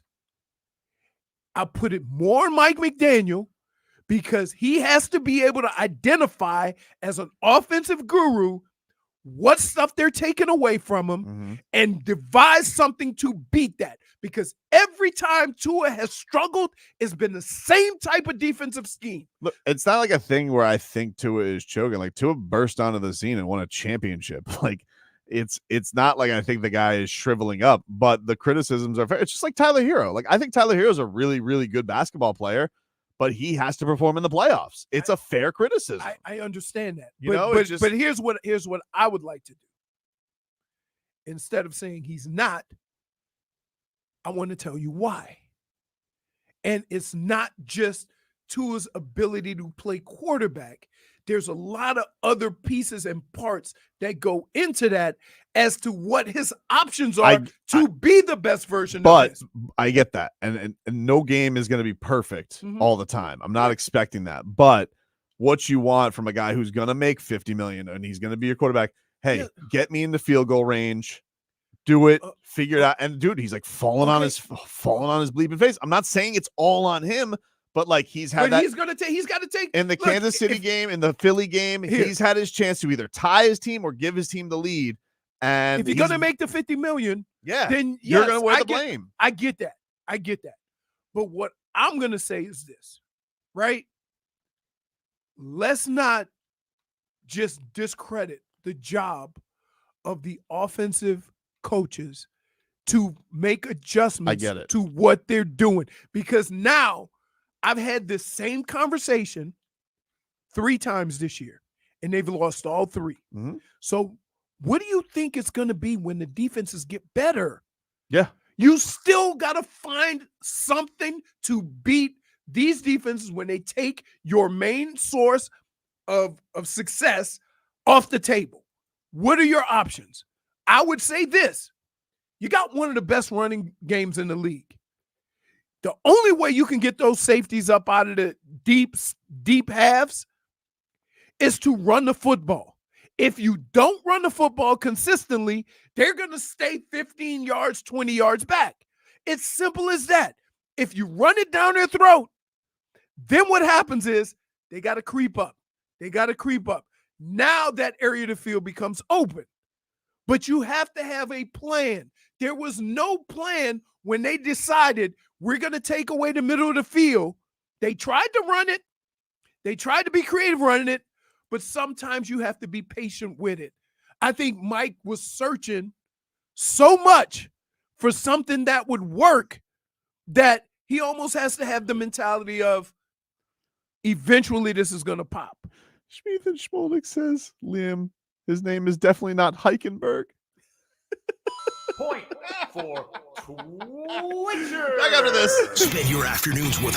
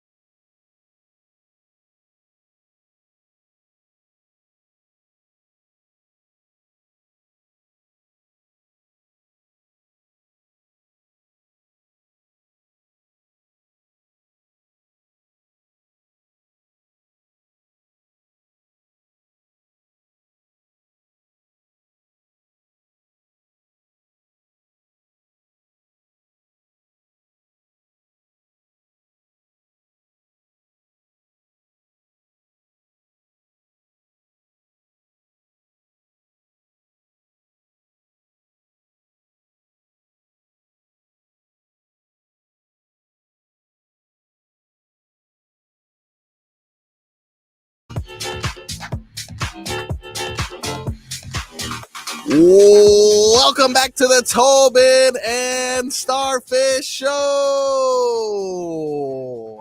Every time we play this, yes, we need to show her dancing in Starfish. Why can't we make that happen, JFig? Yeah, JFig. I'm sorry. Nah. Soon as we play the Go Cats Go, Yeah. the Starfish needs to be on my screen. Yes.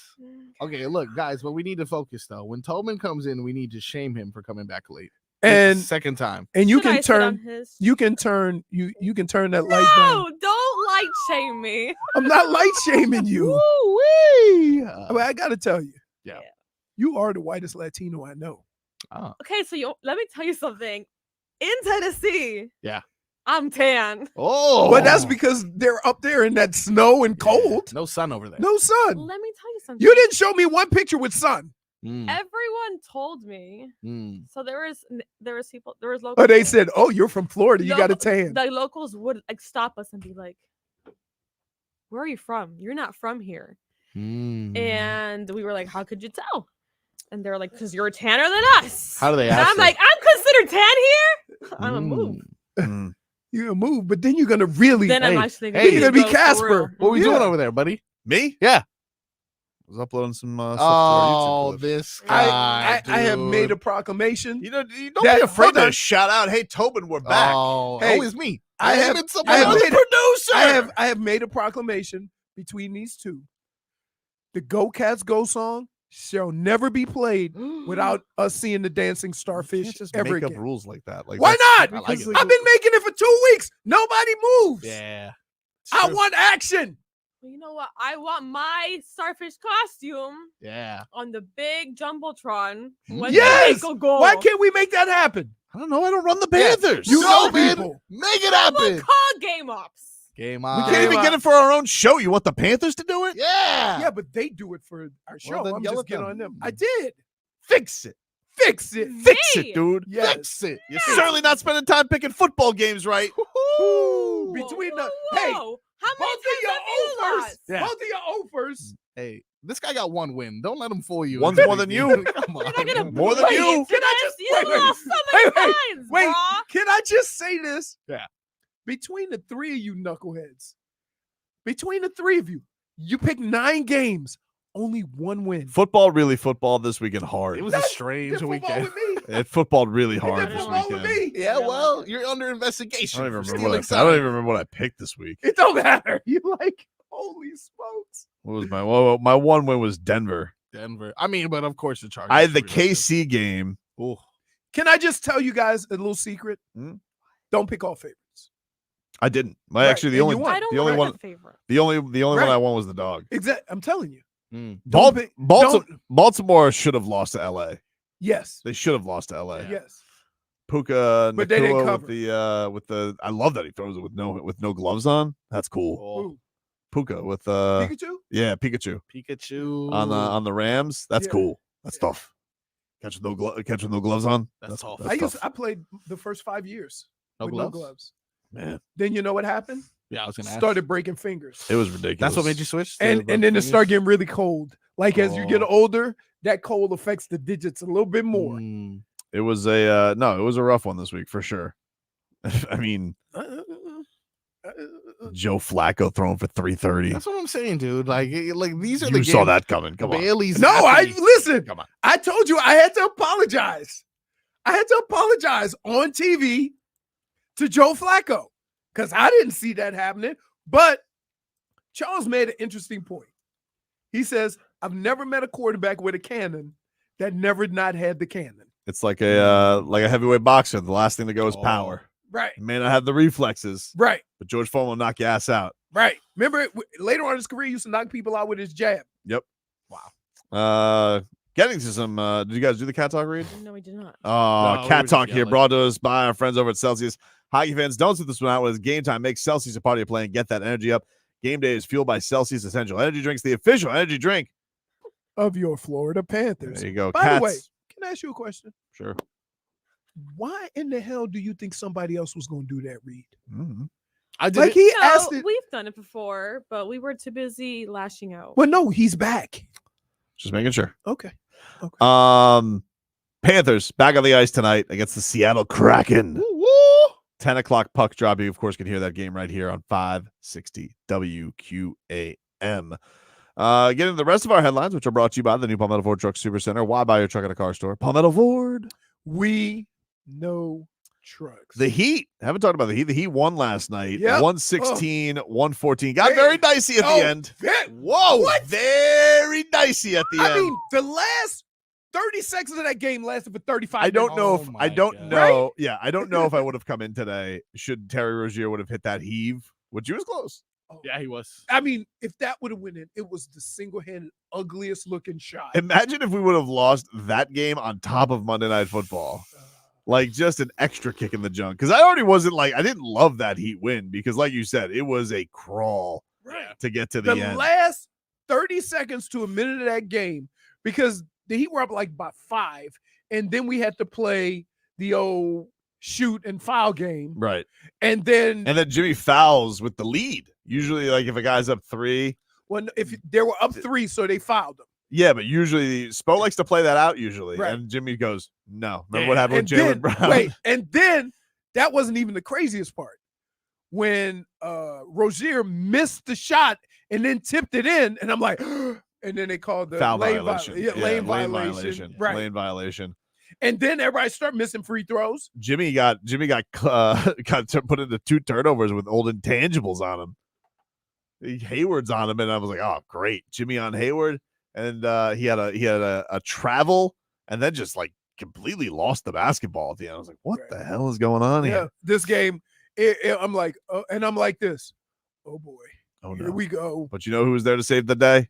Duncan Robinson. Oh, Dunkyard Hey. dog. He hit Hey, that early. Hey, he hit it early. His points, rebounds, and assists were set at 20.5. Wow. Yeah. Easy work. Easy work. last night. He flirted Everything with was easy work except Tyreek. He flirted with the triple-double last night. Wait, Yeah. what do we have? We had Wilkins, 0.5 Wilkins, sacks. 0.5 sacks. Nice. Duncan Robinson, we just mentioned. Duncan Robinson. Yep. We had Caleb Martin. Yep. Raheem Mostert. Good. And so And then Tyreek was the Tyreek. other one. Yeah. Tyreek, you would have thought was the biggest lock. Right, exactly. That's crazy. Exactly.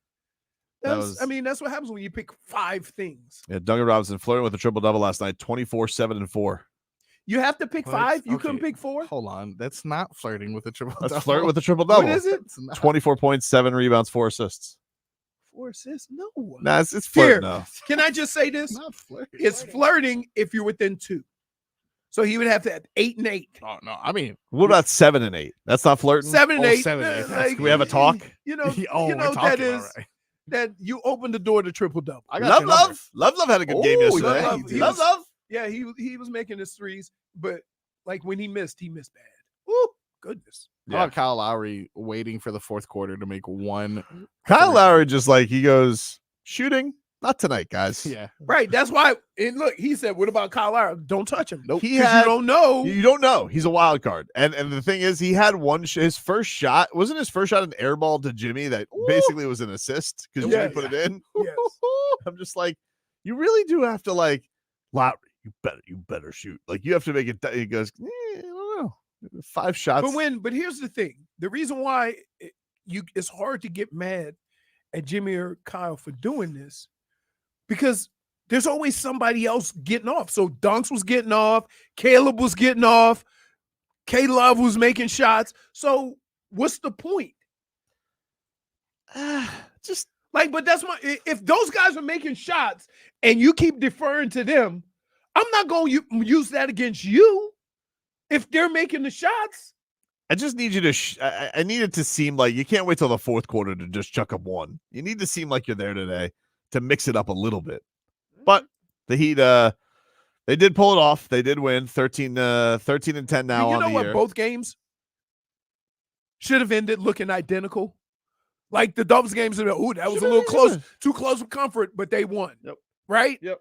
That's what happened with the Heat. You were like, wasn't the best finish, but they won. I'll take it. Right. Yeah, I'll take exactly. it. I'll take it. That's you should have been saying the same thing. This is what I want the Heat to do. Like I know they don't have Bam, and it sucks not having Bam. Just you got the Bulls and you got the Hornets this week. Find a way to go 3-1. That's what I need you to do. Just find a way. At home or on the road. The rest are at home. because I'm tired of them being on the road. What's up with even the Dolphins? They're their first, by basically- the way, that was their first home loss. I know. First home loss, only the third in Mike McDaniels' tenure. And what makes it even more amazing is, boy, did you. Oh, it was a loss. Yeah. It should count for more than just one loss. Yeah. It was just that. It was So that. It was that. they're on a embarrassing. short week. Tyreek won't practice all week. Nope. But more importantly, If he wasn't going for a record, I don't think he'd play this week. Like I think because their fashion has been, if it's because this is how they they're went. 9-4. This is they how have 4 games. He has to average about 115, 120 in the last 4 games. If he wasn't going for a record, the track record of this coach has been being very conservative with injuries. Yes. Even yesterday with Tehran and Javon. He does like and Spo. He's like, oh, I think we can handle this with having these guys sit. I think it's getting a little bit too, like, if a guy can go, I think a guy needs to go now. It's getting to the point in time where your guys need to suck it up if they can go. And -1 for leaning out of the camera. Which one of us? JFig? Get her. Wow! Have some accountability. What? I'm out here trying to see something closer I to don't the screen. Excuses. I'm leaning in. Everybody was looking at me. It's the coach who needs to have the most accountability, JFig. Wow. You know what? You know what? You can't. You better be careful. Hey, let me tell you. You can't do it to me no more. Yes, I can. No. All the time. You put your head in the third quadrant. It's not my fault. You guys have good cameras and I don't. I'm using my computer. I'm using my For lashing out. wait. I'm using my laptop. I'm Mm-hmm. not using that. You still not logged in? Why? No, because I forgot my password. Look at this. They I made could me- be using that. They made me change it. Yeah, he needs 115 a game. He needs to average that. That's pretty good, huh? Pretty good. Right off the top of my head. He needs to average 115 the rest of the way. Or he could go ahead and have a Tyreek 200, and that'd ease a little bit of the pressure. I mean, it didn't sound good the way he described it. No, he but did sound great. but here's the thing. I'm not gonna question Tyreek, but here's what I would say. If you're hurt, right, you can't run like that. So I'm looking at him run, and although he might have a little bit of a limp, that's going to determine what I think his health is. If he hadn't played the rest of the game, I would have thought something different. But he wasn't limping when he was running, right? So that means that as far as health is, he might be sore, but he should be okay. And here's what I would also say. How about you stop wearing anklets to play a football game? Excuse me? Anklets. What do you mean? The little ankle socks. What's wrong with that? Ooh, the no-show He doesn't socks. like the socks. Nobody gets taped. He- All of the fast guys on this team, nobody gets taped. They all go Tape ankle is- socks with the long The sock. sleeve that I've exposes never- the ankle. In my life, Mhm. from Pee Wee through the NFL, Right. never not got taped. The fast don't like tape. I just said that. I literally just said that. They don't like tape. I mean, okay, till you get an ankle rolled up. Well, Two guys. How's it illegal Raheem, tackle? Raheem was tackle. limp. You're gonna hear about Raheem too, because he was limping too. Oh, he was early yes, on. Yes. So Raheem and Tyreek, 9 ankle tapers. Right? I don't know. I don't know what to shaming make them. of it. I'm not shaming them. You're shaming him. I just don't. I can't comprehend what they're going through because they're a lot faster and run differently than I did. Take a quick break. Back after this.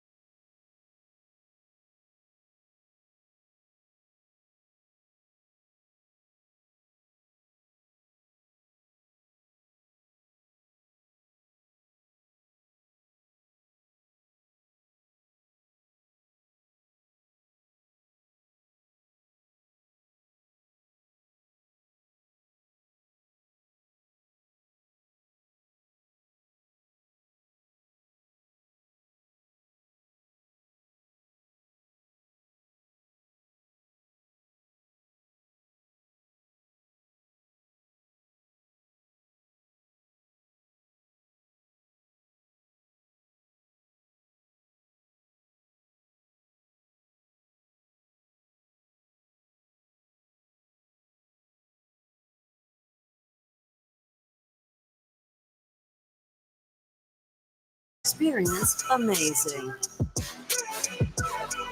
Welcome back, everybody. Tobin and Leroy here with you. 560 WQAM. Take you up until 2 here on the program. Obviously, been doing a lot of wound Nothing licking like here. a hot tub in the cold. I agree. Yeah. Sweden. I enjoyed it. Okay. All right. I'm looking at the headline about Shohei Wait. Ohtani. He would defer $680 million of his $700 I don't like million? this. I don't like this at all. I don't like Yeah, this at all. Guys, come on. Don't get fooled by this. This is the old Aaron Rodgers. I gave them This money is the back. chicane. I don't like. No. He did that. Yeah. Listen, Shohei doesn't need the money, but he's getting the money.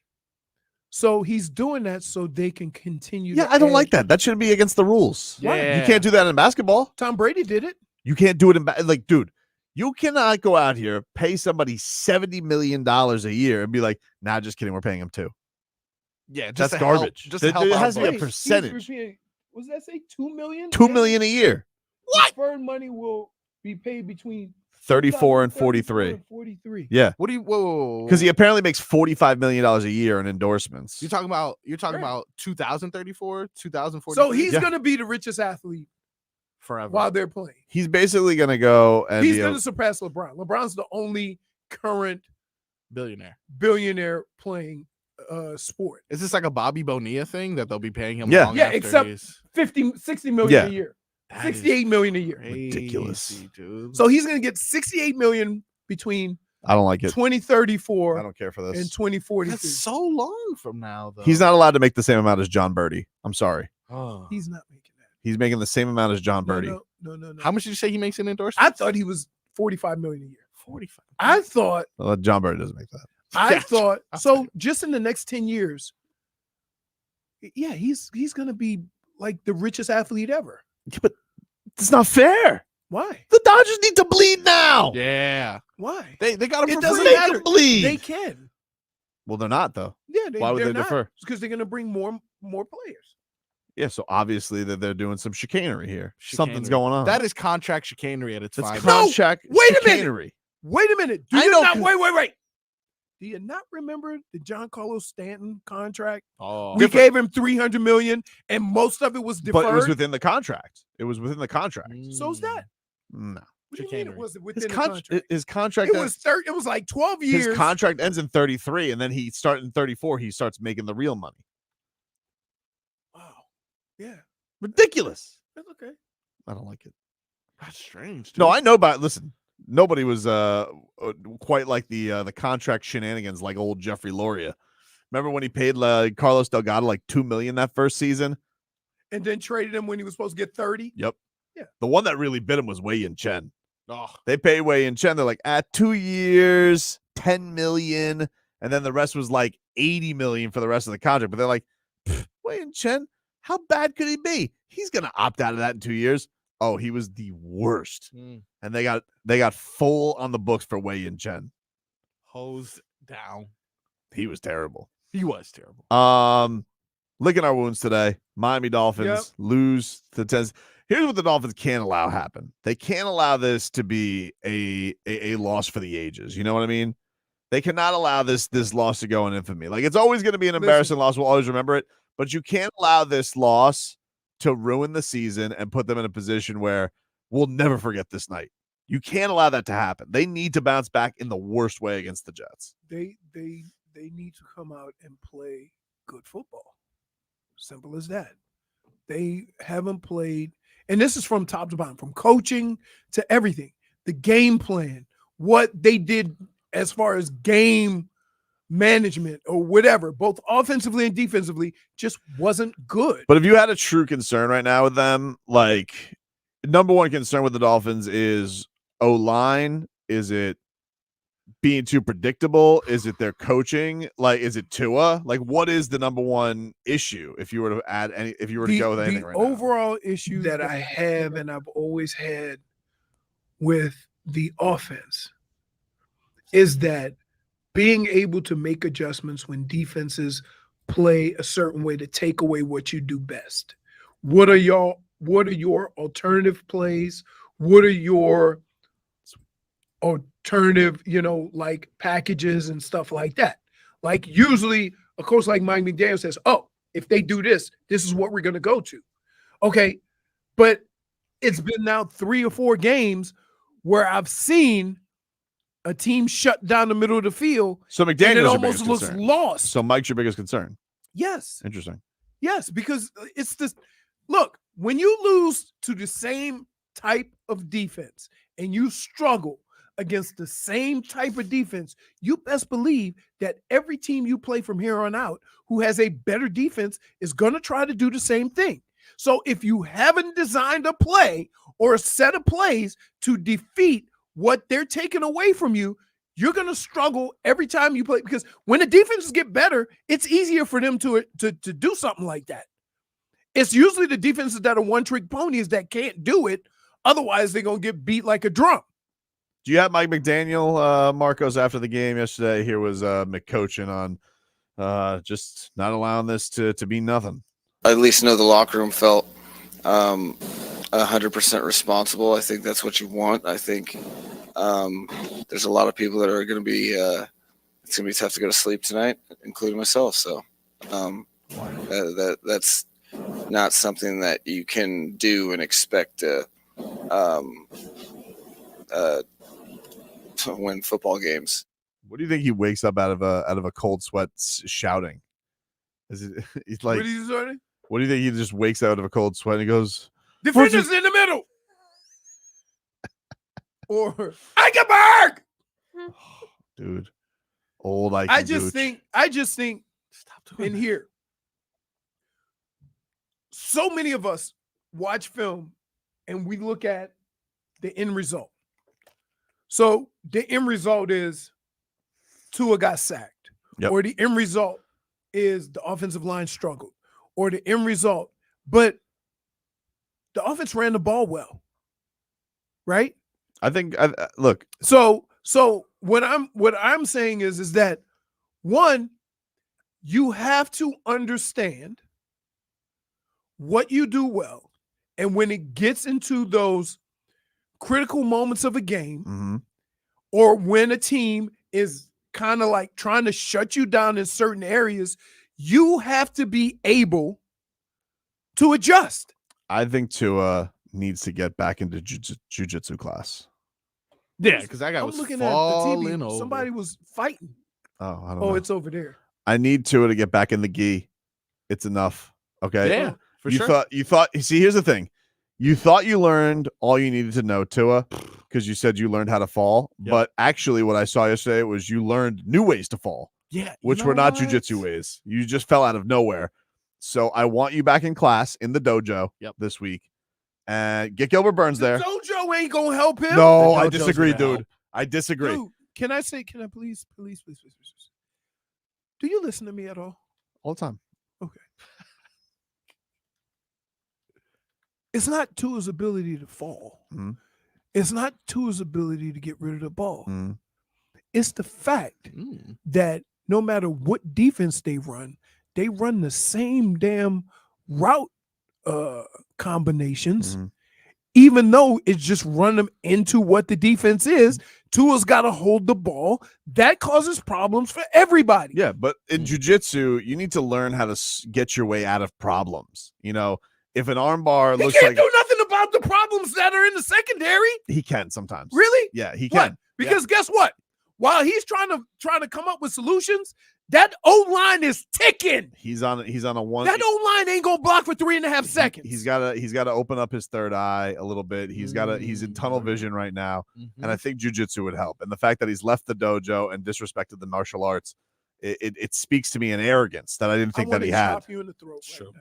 Oh, see, you're saying the failures of this team is because Tua hasn't gone to dojo? Yeah, for sure. He said he was going to keep doing it. Instead, I found out that he had some fugazi. They're just doing the drills, and he's not really putting in the work. And so I want Gilbert Burns at the Dolphins facility. Add one more thing to his plate. Put him in a headlock. Add one more thing to his plate. Get it on your plate. Make room. You want to be elite or not? If any Dolphin is listening now, if you see Tua in the hallway, put him in a headlock. See how he responds. Yeah. The art doesn't stop when you think it stops. Yeah. It stops never. It's always an evolving process. And once you think you're a know-it-all, that's the danger. That is the danger of knowledge. It is. Life is like a circle. Says a guy who bets with Petty and Hart. -1. What? -1. Because life isn't like a circle. -1. I mean, we see that all the time, though, right? The young warrior gets in. He's tired of the wax on, wax off. He thinks he's good. He got it. I don't need any more. The young warrior. Yeah. He was 12. Jaden Smith? No, not the OG. You know they're coming out with a movie now. Which one? Ralph Macchio and They're coming out Jackie Chan. with a They're teaming up. Interesting. They're trying to find the next Karate Kid. I just think that for Tua, it's important to clear your mind, and it can't all just be, sunshine and Manning cast, And Christmas. You need to make yourself uncomfortable, because I think there's comfort in the uncomfortability. And for him, he's gotten too comfortable with, Can I ask you? Because here's the thing. No. Can I ask you a question? Yeah. Why, when you say that BS, you won't look at me? But like, because he knows you got to find comfortability. Here's what I mean by that. If I can explain. Explain. Here we go. Mike McDaniel and Tua have a beautiful symbiotic relationship, right? It's worked great. But it's enough of that chapter already. We get it. Tua's been rebuilt. He's been made whole again. He has confidence. But now it's time to branch out, okay? And the way he branches out is by getting back to the dojo. And when I found out this week that he's not going to the dojo anymore, I was a little hurt. I feel like he's let the MMA community down. There was a lot of people backing him. Max Holloway, of course, former UFC featherweight champion, fellow Hawaiian. He wanted to work out with him. Did he ever call Max Holloway? I don't know. Gilbert Burns. Remember, Gilbert Burns, a guy came off a motorcycle, did a Sonic the Hedgehog roll. Oh, that's survived. Remember that? Did Tua ever learn how to do that? Crazy. Remember that? You guys didn't even believe that story. No, I believe it. It I right now. would never accuse Gilbert Burns of lying. That's my guy. Wait, he said, wait. So I'm trying to get a visual. Yeah. I had a friend. He was driving. He got in a motorcycle accident. Yep. He rode 75 times, got up and walked away. I'm like, really? The magic of falling. It's like what Schmeeth. That sounds like he's Life friends is a with circle. Tobin. Oh, Right. And it's like Schmeeth. pizza? I don't know. You see Jimmy? But it's like Schmeeth says, you got to be so uncomfortable with being uncomfortable that you become comfortable.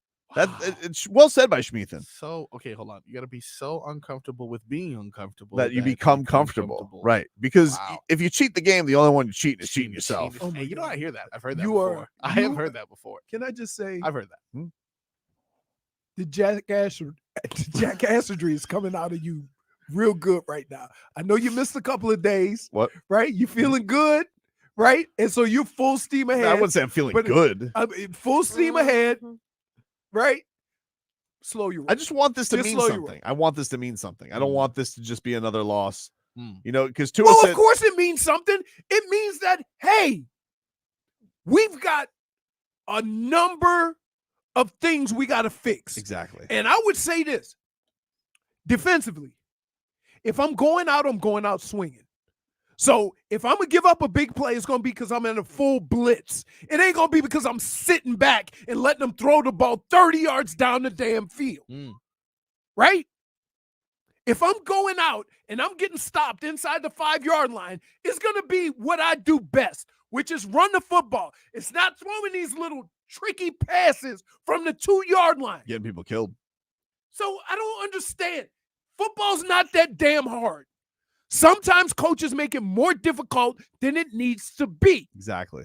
You got a running back that has 16 damn touchdowns. You get inside the 5 and you throw 3 passes?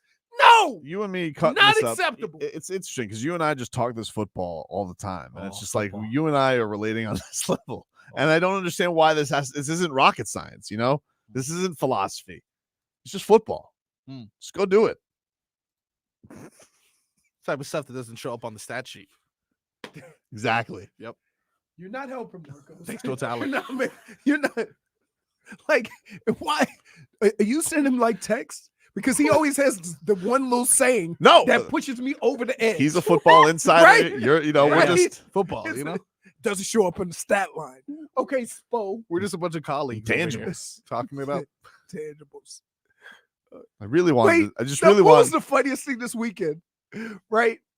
Oh. JFig sent the text going, my cabin is so intangible. It did look like the Intangibles Palace. Take a break. Back after this.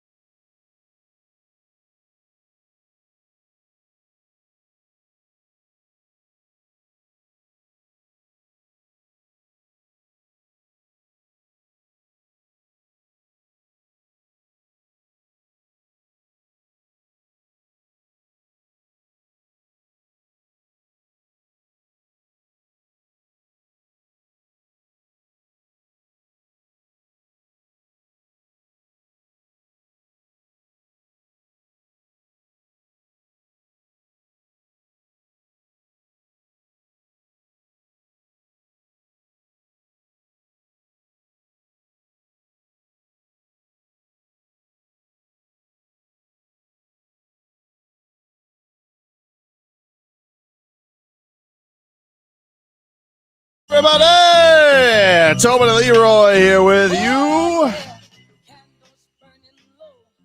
Think I'll end. We got a quick segment here, Marcos. Can't do much. Why don't we do a mixed bag next? We'll get to it next hour. Yes, I didn't realize the time. Yeah. All right. Kind yeah, of sounds good. people's elbowed the clock. My bad.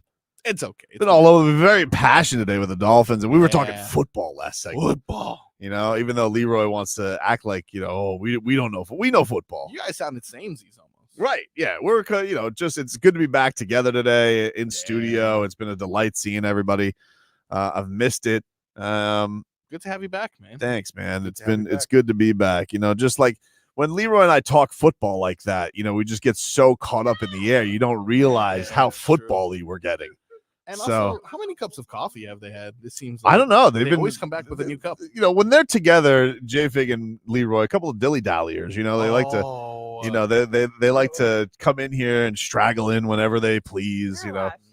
It's- JFig was down the hall doing OnlyFans. No, I wasn't. Oh my god. What is your category? Killing birds? No, just stretching. Just stretching.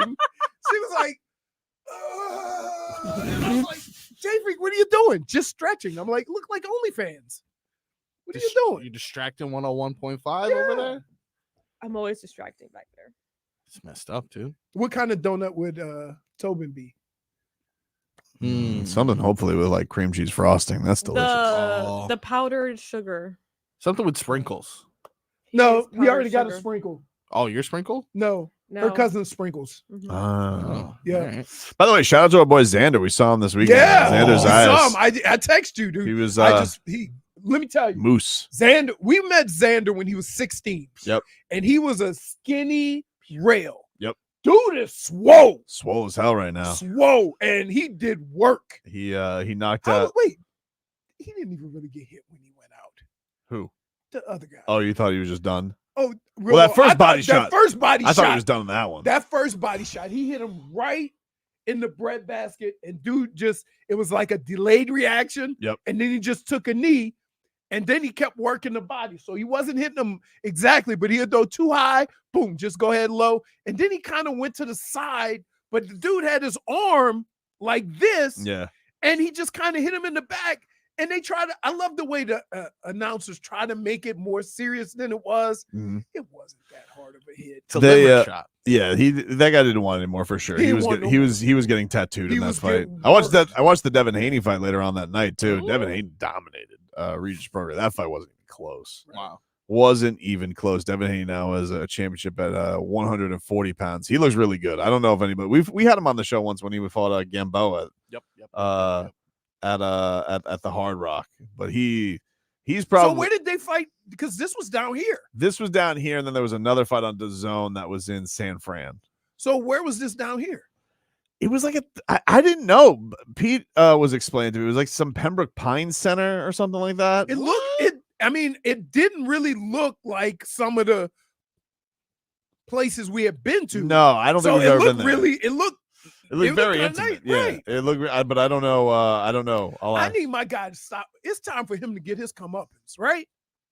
He should. I think by the end. I think hopefully by December there's going to be a monster one.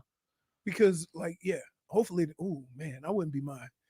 You fight down here, we get to go. Yeah, we were gonna go. I just had some stuff come up, No, so I we know, weren't I able to know, go to I this know, one. I But know. it was, yeah, for sure. I mean, we're in whenever even Right. if it's if we wanted to go elsewhere to go, we can Right. go to that. We can get into that one for sure. And then there's a big UFC this weekend, which I'm very excited about. Very excited about this card coming up this You week. said the big UFC? There's a big UFC coming up this week. What we got? We got Leon Edwards versus Colby Covington this weekend. Okay. Who you got? Okay. I mean, I think I'm gonna go Colby. really? I think I'm gonna go Colby, but I'm not. I don't feel great about it. And because Leon Edwards, he got a notch on his belt. Not I know he's really good. nobody has. Yeah, just like Colby when he gets in there with strikers, like he exhausts the holy hell out of him. Just and then leaning on him. it's just picks him up, puts him down, picks him up, puts him down. It's just a tough. It's a tough. I think I'm gonna go with Colby to win. Is this why? If you ever notice, in MMA, the grappling people always fare the best. Mhm. Because even with DC wrestler, wrestling's a Right. wrestling's a huge one for sure. Yeah, you got, as Bam Adebayo says, Shavkat versus Wonder Boy. Shavkat's a killer, and then he's taking on Wonder Boy. Ian Gary's taking on Vicente Luque, which has a lot of drama around it because So they're you former basically, teammates it's down a here. good card. It's a great card. Yeah, all right. Great card this weekend. I hate when you have a great card and the fights. That's the Good chance you matchups take, though. I though. think they're gonna be good this week. Is that why the lead up to the fight has to be bigger than sometimes the fight is? Because you never know how the fight's going to turn I out. feel like there's going to be shenanigans this week. So we'll find out. We're going to have a couple of those guys from the card on Thursday. Ian Gary's going to join us. Cody Garbrandt, former bantamweight champ, is going to join us. So we'll talk some UFC coming on later on in the week. But first, let's give away a gift card here right now to Contour Day Spa. $100 if you guys want to give a gift out here. The gift of relaxation. Maybe you have a Dolphin in your life who just needs to be, pampered after an ass kicking like that last night. Yes. Or JFig. Yeah, if you want, I don't think you can win though. JFig, isn't that like against company policy? All right, fair enough. So if you want to win and then give it to JFig, you can do that. To Contour Day Spa Implantation. Right now, caller number 4 to 305-567-0560. Caller number 4 to 305-567-0560. We got a $100 gift card to Contour Day Spa. If you don't win, you can still buy them at contourdayspa.com, and we'll be giving those away all week. But a $100 gift card right now to Contour Day Spa to caller number 4. Final hour of the show coming on up.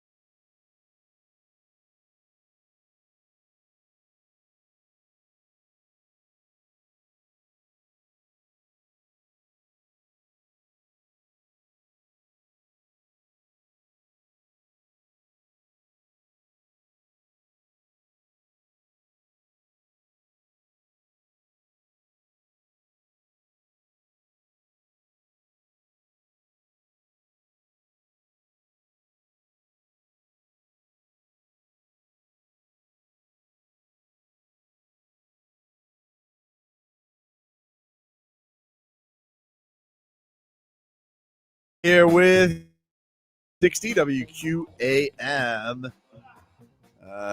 Charles Davis going to join us later on this hour. Looking forward to that. Cleared his name. Cleared his name, dude. Cleared his name. It's not even that. I think I had some explaining to do. Sure.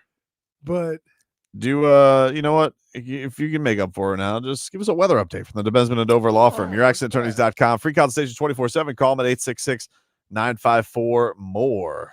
All right, it is mostly cloudy. Winds are out of the east, as I can see this plane going from right to left. Winds are, I'd say, right around 10 miles an hour. And I would say you're probably going to get a shower or two later on this evening. And it's quite chilly. Right. I don't think it's 75 degrees out there. Wow. I'm looking at, let me see. I'm looking at the people. The people tell me how cold it is. He's got on a sweater. What are the people saying? Probably two sizes. You can't too really small. rely on people because this is Miami people. No, the dude is wearing a sweater. Miami people don't know how to handle the cold. Yeah, true. but still a sweater. Guilty. She's talking I'm about not me. saying like any people with an overcoat. You got a sweater, right? So I'm saying, yeah, I would say right was 70, 75 degrees. How you doing, Marcos? It is indeed 75 degrees right on the head. Yeah. Quite windy. Winds at 17 miles per hour. Whoa, I was way off. I'm usually not that off. Look. It doesn't look like that, No, though, it doesn't right? look like it. Does not look like that. Deceptive wind.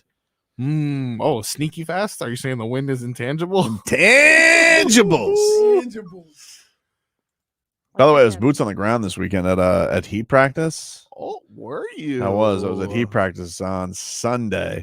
Interesting. And spent a couple minutes with our boy Jaime. Oh, in person. Yeah, in person. Nice. What'd he say? Anything important? You know, he's just a very cool guy. Yeah. You know, like this Jaime Jaquez. A lot of people they wrote this kid off, and I like the moxie of the kid. You know, I like what he's been able to do so far this year. Who wrote him off? I don't Hold remember. on. People wrote him off. Hold on. I don't remember hearing. First of all, only intangibles use moxie. Moxie. Yeah, that's intangibles phrase. He greeted me after spending a couple minutes with him, and he once again wanted to have an appreciation for old Tobes being a songbird, and I appreciate that from Jaime. Oh, man. Yo, great song, man. I love your politeness, dude. This song is on Spotify, baby. Ooh, he wants it on Spotify. Wants it on Spotify, and also Yo, great song, man. loves it. Great bleeping song. Wow, dude. So when we thought he was just being polite, yeah, maybe not. But I did think you he bring it up? Did you no, bring it up again? Nope. Or was like him? that was natural. Nope. Looked Didn't like even that bring it was up. That we were setting up for a little talk. That was that's the way he greeted me. Nice, man. Why are you looking at me like that? Oh, he doesn't buy it. I'm boots on the ground. He doesn't Because buy it. here's the problem. Just like me, sometimes you set people up, He does. and then That you phone call, you it was record. a phone call. It was not a video call. So how does he know it's Tobin? He sees a lot of He people knows what my every face day. looks like. Yeah, but he sees people all the time. Does he know you by name? He said that he saw the song. We on well, Twitter. he does knows what know my who we face are looks because like. we interviewed him in. We interviewed him. preseason. Yeah, I've People forget. you don't forget this face. Look at it. You don't Plus, forget. Tobin's there all the time. Yeah, it was a good time. People forget. I'm known around these parts, JFig. We got some calisthenics going on in the other. She was doing high leg kicks. You need to stop. I'm just saying, somebody starts in the next studio, start doing high leg kicks, like one of those. What do you call it? Tybo? No, like the dancers in Billy Blanks. Rockettes. The Rockettes. She was doing left leg, right leg. For OnlyFans.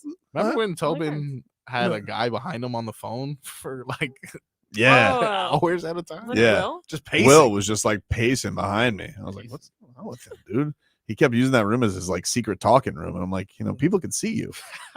There's a lot of people watching you every day, dude. I'm just letting you know. Thousands too when you go to YouTube. Yeah, like you gotta be careful with that. But anyway, Heim time. He's he loves the song. I would have loved him to score 2 more points yesterday because I would have money. Ooh. Well, how do you think? Foul trouble. How do you think we feel? Tough. Mm-hmm. That's tough. Right. That's The tough. one guy you can depend on the most. Yeah. We'd end up with 60. Well, like 66 because it was rushing and yeah, receiving. but here's the combined. problem. Yeah. It would have been more if he hadn't lost 8 yards on that one rush. Right. Hate those plays. You know what my thing is though? Towards the end of the game, I was like, "Look, this is a perfect opportunity." Clearly, by then he was like too injured to do anything. He was just like a decoy on the field. But I was like, "Look, it's close. He's Throw the a bomb." world's fastest decoy. Why would you have him run backwards? Yeah, that's strange. Because they run offense with the concept that our guys are so much faster, we can get to the outside. That's the whole Okay, thought but process. that's what ends up making you mayor of Too Cuteville, you know? Right. I know. Been there. I know. Especially when used to live there. Especially when you have H.N. and Mostert who are running the ball really well. Mike McDaniel, he's the mayor of nothing but like Furbies and Elmo. Too Cuteville. Furbies. Cabbage Patch Dolls too? Yeah. Oh Cabbage yeah, Patch. for sure. Those Need aren't that cute pic. though. Remember everybody was waiting in line at Walmarts and Targets for the Cabbage Patch Kids? No, it sounds like you were. Yeah, No, I wasn't. It seems like you were doing. It that. sounds like you were No. you were put on present duty. No, I don't wait in nobody's line. I don't know. I remember one time, how about this? So one Christmas, Fonz wanted the new PlayStation. So we were like, good kid, good grades. He don't ask for nothing. So we're going to do this. So I go to Best Buy at 4 a.m, right? Then I leave, I get dressed for golf. And then I call Mel. Mel comes meet me over at like 6:30. Mm-hmm. She waits, right? At like 7:30, they come out and say, we only have 3 Xbox or 3 PlayStations. And she's 20th in line. I wanted to go over there and beat the brakes off somebody. 3 right? hours later. So here's what she did. She goes, I'm going to go to the mall.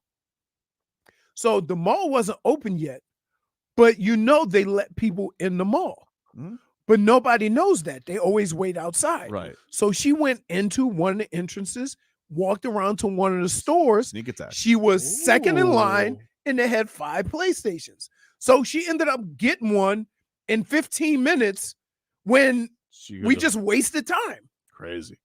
We'll take a quick break. When we come back, we'll mix things on up. Back after this. WQA.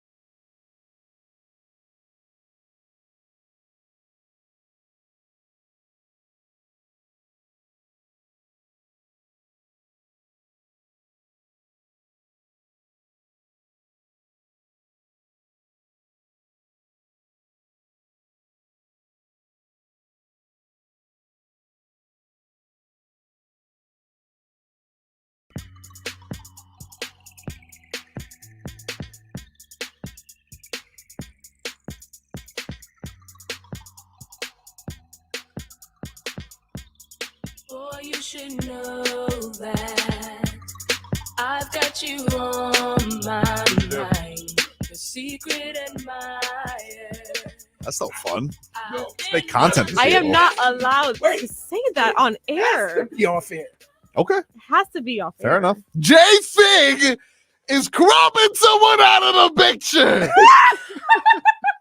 Wow. No, that's not. We'll tell you. Michael, shut up. I gotta tell you. Yeah. I gotta tell you. Leroy, she's related to her I'm- dad. Yes, that's what I'm thinking. Yeah. I'm right now. I'm a little scared of JFig. Well, good. She is ruthless. That's the way she wants it. That's true. That is the way I want it, actually. Ruthless. What hey Marcos? Yeah. You can't decide. You go this way, you go that way. You're always all over the place. That's me. I don't want you to mix it up like the rest of us, huh? Mix it up.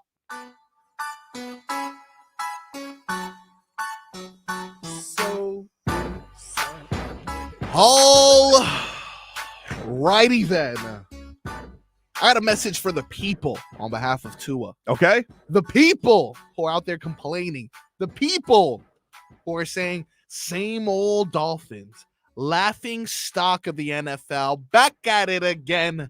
Tua says, one loss, not the end of the world.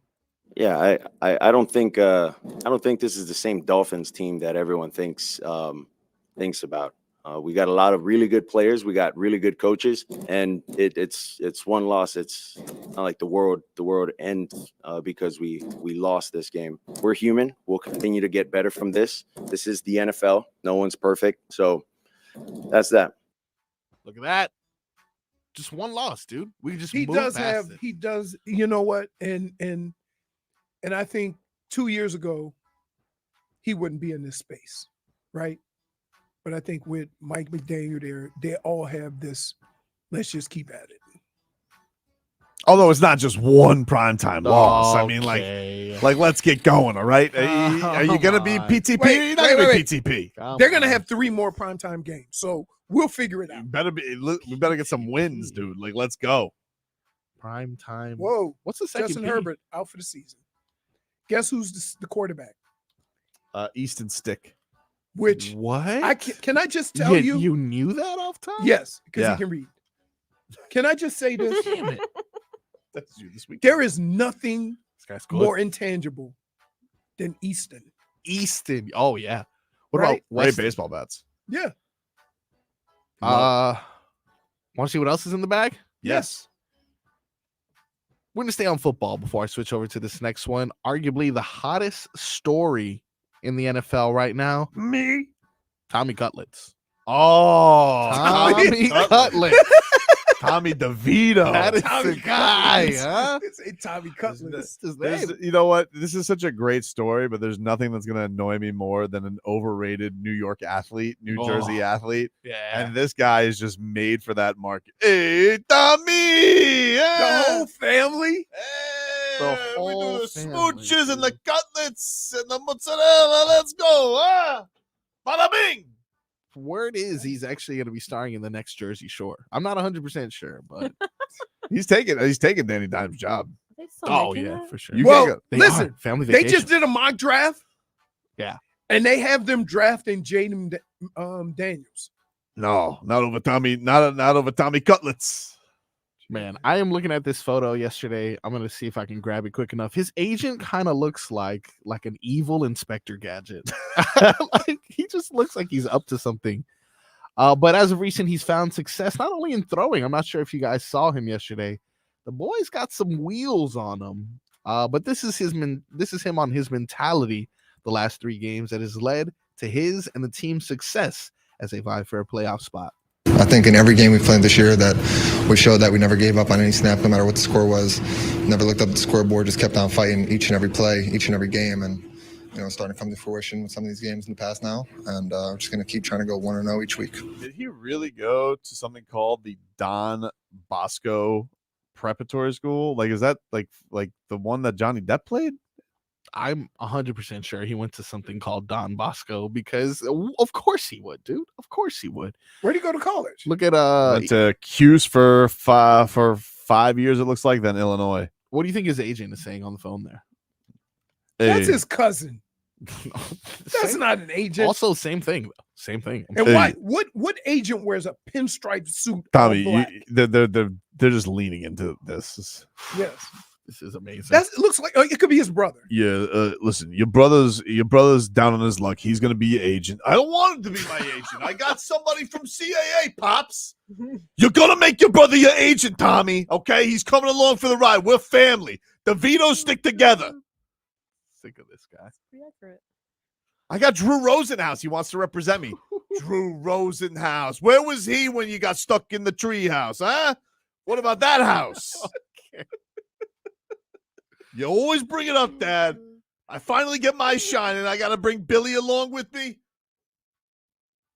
Well, now he made it to the league, baby. Big time. Prime time stage.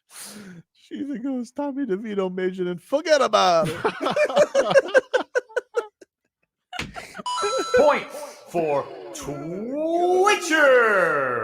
This is, I mean, you know what? This is gonna be this is the same movie of what's the dude in Philly? The movie was made after Invincible? Invincible. This is like, come on. A guy from Philly that runs out on kickoffs. Yeah. Oh my God. True or false? His agent is ordering cement shoes on the phone right now. for Danny Dimes. The thing you got to worry about with Tommy DeVito is he gets too popular. There's definitely going to be a point shaving scandal. At some point. Yeah. Someone's going to Cannot wait for that. Tommy, all we need you to do, all right? Let's just keep it to the under, all right? Keep it to the Dad, under. I gotta keep my records up. Otherwise, Danny Dimes you beat him in camp. I need you to keep the under, all right? Do you want Mom and I to make the mortgage or not? He still lives at home with his parents, by the way. I mean, it's amazing, dude. It really is. Lives at home. We're gonna go from You're gonna upset your mother. Tommy cutlets to someone who maybe consumed a little bit too much cutlets over no. the break. Stephen A. Smith talks about Zion Williamson, and not sure if it's pun intended or not, says that he will eat at the table. It is shameful. You got chefs in New Orleans. I'm not exaggerating. I'm quoting people. You got chefs in New Orleans who love him. They're looking for him. Every chef there wants to meet him because they know he'll show up to their restaurant. The word out on Zion Williamson is that he'll eat the table. I'm quoting. He'll eat the table. What in the hell is going on with Zion Williamson? Who exactly is he? Oh, it sounds like people have said that. No. Let me tell you. People. I'm gonna be honest with you. If you go have a meal in New Orleans, you're gonna be pretty hard pressed to stop. I'll tell you one thing. You're not going to eat better than you do at Mrs. DeVito's Sunday dinner. I promise you. With the pasta and gravy, huh? You got to say a weird pasta too, like fettuccine. Like, what is this? I've never heard of this. Fettuccine. We're bringing Saquon over for dinner, huh? You never had meatballs like this, Saquon. Is gabagool a bad word? I don't know. Should Careful. I not say it? I don't know if I should say it. I gotta tell you, I tried. Hmm? I went to Passover. Oh. And I had never and they made me eat gefilte fish. And they all laughed at me because it was disgusting. Was this after one of your poker games with them? No. This was when I was in college. Oh, okay. Yeah. Well, it was disgusting. One thing that we know, when Leroy came out of college and then went to the Minnesota Vikings after a stint with the Browns, he made a 3rd and 37. We thought that he was mocked by Charles Davis. We were wrong. For so long. Charles Davis, he joins us next.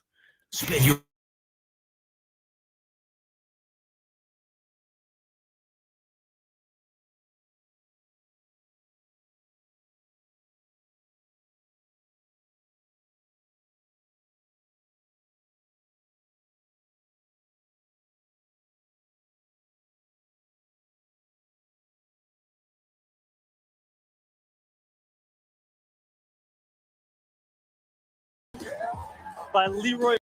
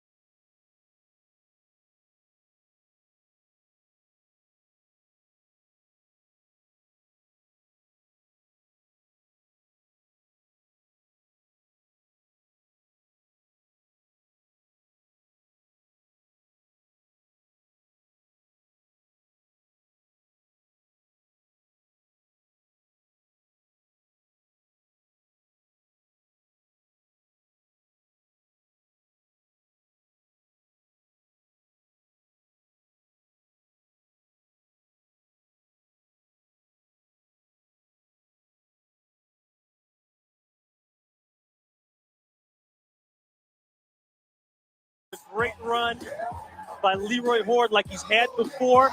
But if that's Robert Smith, it's 6 points for the Minnesota Vikings, most likely. Welcome back, everybody. Tobin and Leroy here with you, 560 WQAM. There you heard on the way in. A mistake. A mistake we've had the beginning of what has been about 10 years. Because keep in mind, I never heard this until like Twitter. Yeah, Twitter was putting up some old highlights. Right, and they start putting up highlights and stuff. So, and I gotta tell you, it sounds like It's Charles. not Charles Davis. But it's not Charles Davis. We know this now. So let's bring Charles on. Yeah, I want to tell this story. Let's go out to the Toyota of Hollywood guest line shop. Hundreds of Toyotas indoors in one of America's largest showrooms at Toyota of Hollywood on 441 between Hollywood and Sheridan. And Charles Davis, the real Charles Davis, joins us there. Charles, I have to tell this story because it's both embarrassing and hilarious at the same time. So I was doing now because I do the show with knuckleheads, they would play this over and over again. And I'm like, that Charles Davis. What is he? Why would he say that about me? My feelings were hurt, everything. So I do a show up in Cleveland, right? Yes. I tell the story, they show it, everybody's laughing and going, wow, why would somebody say that? Just so happens, Steve used to work with you. Yeah. So he sends the clip to Charles, right? And Charles says, that's hilarious, but it's not me. And I'm like, and I have the receipts, as they say. He had the receipts. He broke it down. This is where I was, 1999. Didn't do my first NFL game till 2006. Wasn't me. And I'm like, what? I'm like, I've been carrying this for so long. And I'm like, I am so sorry. And it was like, wow. So then I came back and told these guys, and they're like, no. And we couldn't believe it, Charles. We couldn't believe it. No. Because it's too good, right? It's one of our favorite clips to play. We had no idea. And Charles, I'm gonna tell you why I never really got really upset about it, because we always have a hard time with announcers saying stuff like that, because it's a hard sport. So, and I'm like, that's out of character for Charles, but I say, here's why I'm not gonna get too mad. It might be an accurate assessment. And so,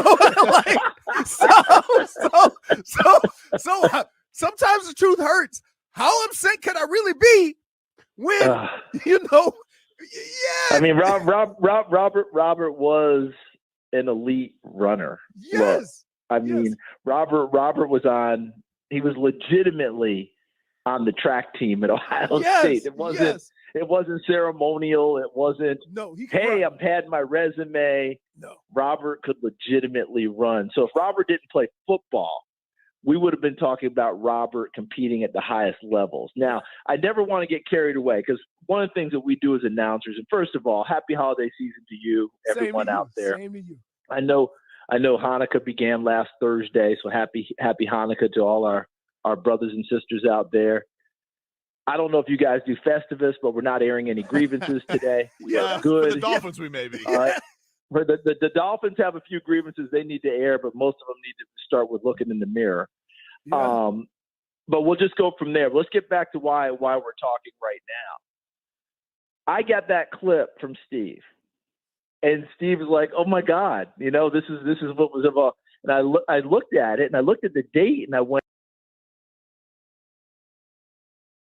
We just lose connection with them, Marcos. With Charles. Charles, you there? Hello? Hey, Charles, we lost you there for a second. You guys got me? You got the clip from Steve. Yeah, you got the clip from Steve. Yes, I got the clip from Steve. And my first thought is, well, the date doesn't match up. But similar to that great Chris Rock routine where you get pulled over in your car and they keep hammering that you stole the car. And after a few minutes, you're like, well, maybe I did steal my own car, I was like, well, maybe I was there in 1999. I totally forgot. No, the answer was no. I listened to the clip and I said, well, I know that's not me. I can understand why you would think so. There are definitely some similarities in there. Real quick, have you determined who it was? Ron because I have Pitts. a pretty good idea of who it is. It's Ron Pitts. Yes. Who? Now, here's a kicker, Leroy. When I was in high school and I visited UCLA on my recruiting trip, you know who my host was? Ron Pitts. Ron Pitts. Do you know who I work? Do you know who I've done NFL games with? Ron went from analyst to play-by-play announcer for 20 years. Oh my God. I got to do NFL games as his analyst. So the I story understand just doesn't end. It all started. now to put a cap on the whole thing to show you why you should have zero loss of sleep over thinking it's me. I was in Seattle X number of years ago getting ready for a game. Uh-huh. I'm walking the field, and for me, I walk the field early to try and work my nerves off. Okay, Right. so I'm making my last loop, and I'm coming into the tunnel to go back upstairs to the booth, and a guy's down in the lower level, and he starts screaming, "Hey, Ron! Hey, Ron! Hey, Pitsy!" And guys, you got to understand, I wish I had a lie detector test on me because this is the absolute truth. Okay, and I have people who were on my crew that I told the story to immediately that to this day they call me Pitsy. All right, so Pitsy, hey, Pitsy. And that day I was like, you know something? I'm not Ron. So I'm not playing into it today. I'm just going to be me. He's just wrong. And I kept walking. And finally you hear the guy go, hey, you too good to acknowledge me? You too good to turn around and say hi, Pitsy? Well, bleep you. Whoa. As I go into the tunnel. And I was on the floor. I literally doubled over laughing inside the tunnel. Immediately pulled out my phone, called Ron, and said, "Yo, man, I'm sorry, but you're no good in Seattle anymore. Okay, I just want to let you know that your Seattle privileges have been revoked, and I apologize." And I told him the story, and he cracked up. So, Leroy, don't worry about that. It's actually been so much fun. I know that probably people on Twitter have been killing me because, they thought it was me hurting you, and I get it. But I haven't been on Twitter since August of 2020. So those slings and arrows, they're hitting a wall that hasn't gotten to me. So we are good. And actually, I've been getting the biggest kick out of it because now I get to talk to you guys. This part has been a whole lot of fun. Oh I can't believe all the dimensions it goes. This might be. I mean, guys, this is better than Kevin Bacon in 6 Degrees. All Yes, right? Because everything that you've twisted in here, my ties with Ron are considerable. All right? You've heard all of that. And let me put a cap on it. His father, Elijah Pitts, who scored touchdowns in the Super Bowl, who was a great coach in the NFL as an assistant coach with the Buffalo Bills, where Ron grew up in Old Orchard Park. All that goes together. Last year, Black College Football Hall of Fame.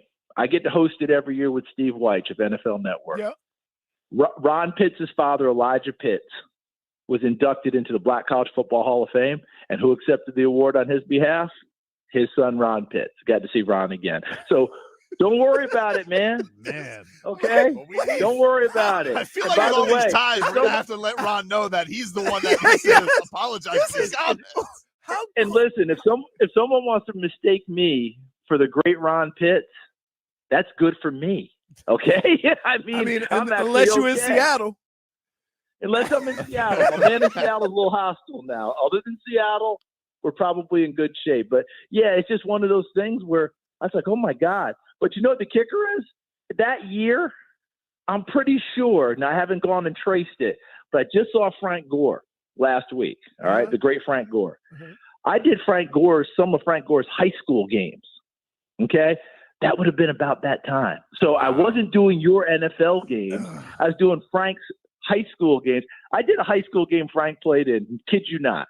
He's put it on the deck 3 times in the first quarter. Now, any other back, of course, his night is over, right? But this is Frank Gore in high school. And coach is like, please, can you just hold on to the ball?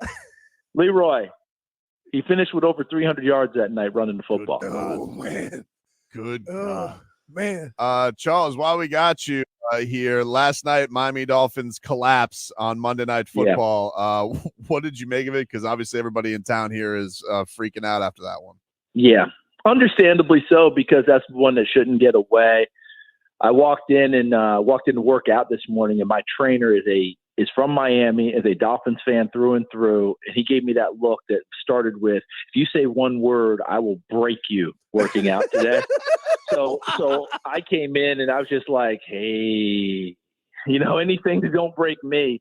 But then he says to me, they said on TV that this is the first time a team has lost in like 750 games with a 14-point lead in less than 4 minutes to go. Yep. And I was like, is there a response you want from me? Because I'm really afraid about what you're going to do today. Right. But bottom line is this.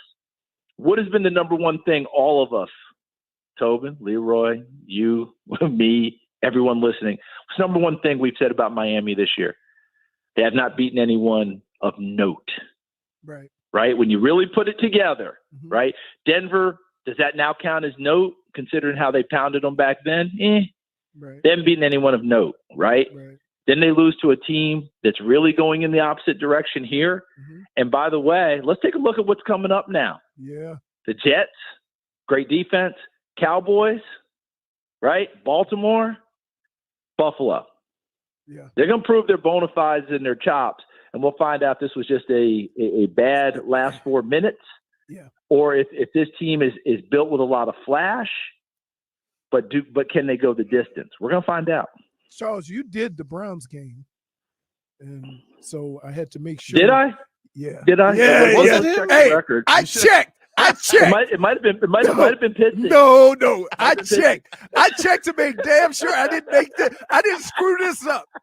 What do you make of, like, when they talked about bringing in Joe Flacco? Yes. I said, I don't want a 38, 40-year-old quarterback coming in trying to pick up the offense when you got two guys who could probably grow into it. And I know it's not the best situation, but I think they would be better than a new guy coming in. And Joe Flacco has lit it up.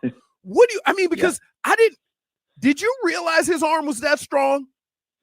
Listen, I will say this, and I've said it many times before. Listen, have you guys ever just hung out with that guy who had a big arm and all you ever wanted to do was play catch, whether it was baseball, throwing a rubber ball around, playing football? Let's play some catch because they had big arms, right? Right.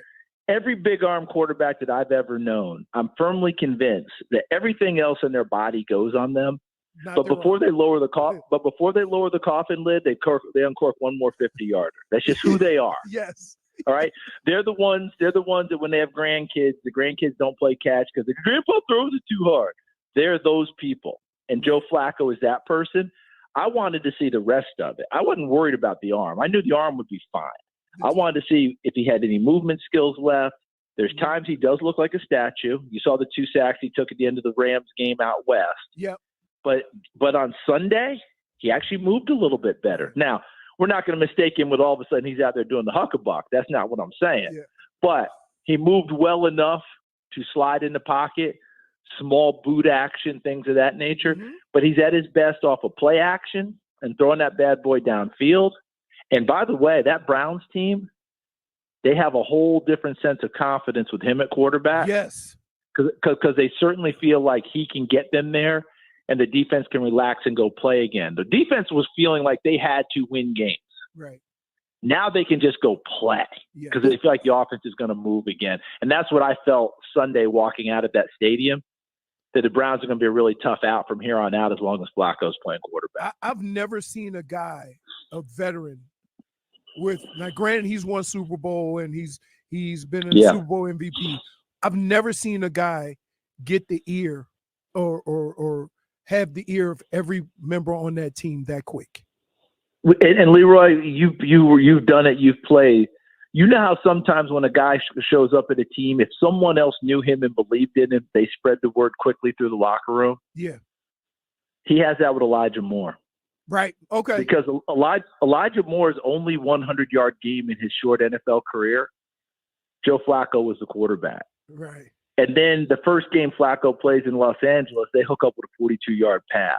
Then you saw what they did on Sunday. Yeah. Elijah Moore spread the gospel through the locker room quickly, that this guy is a dude.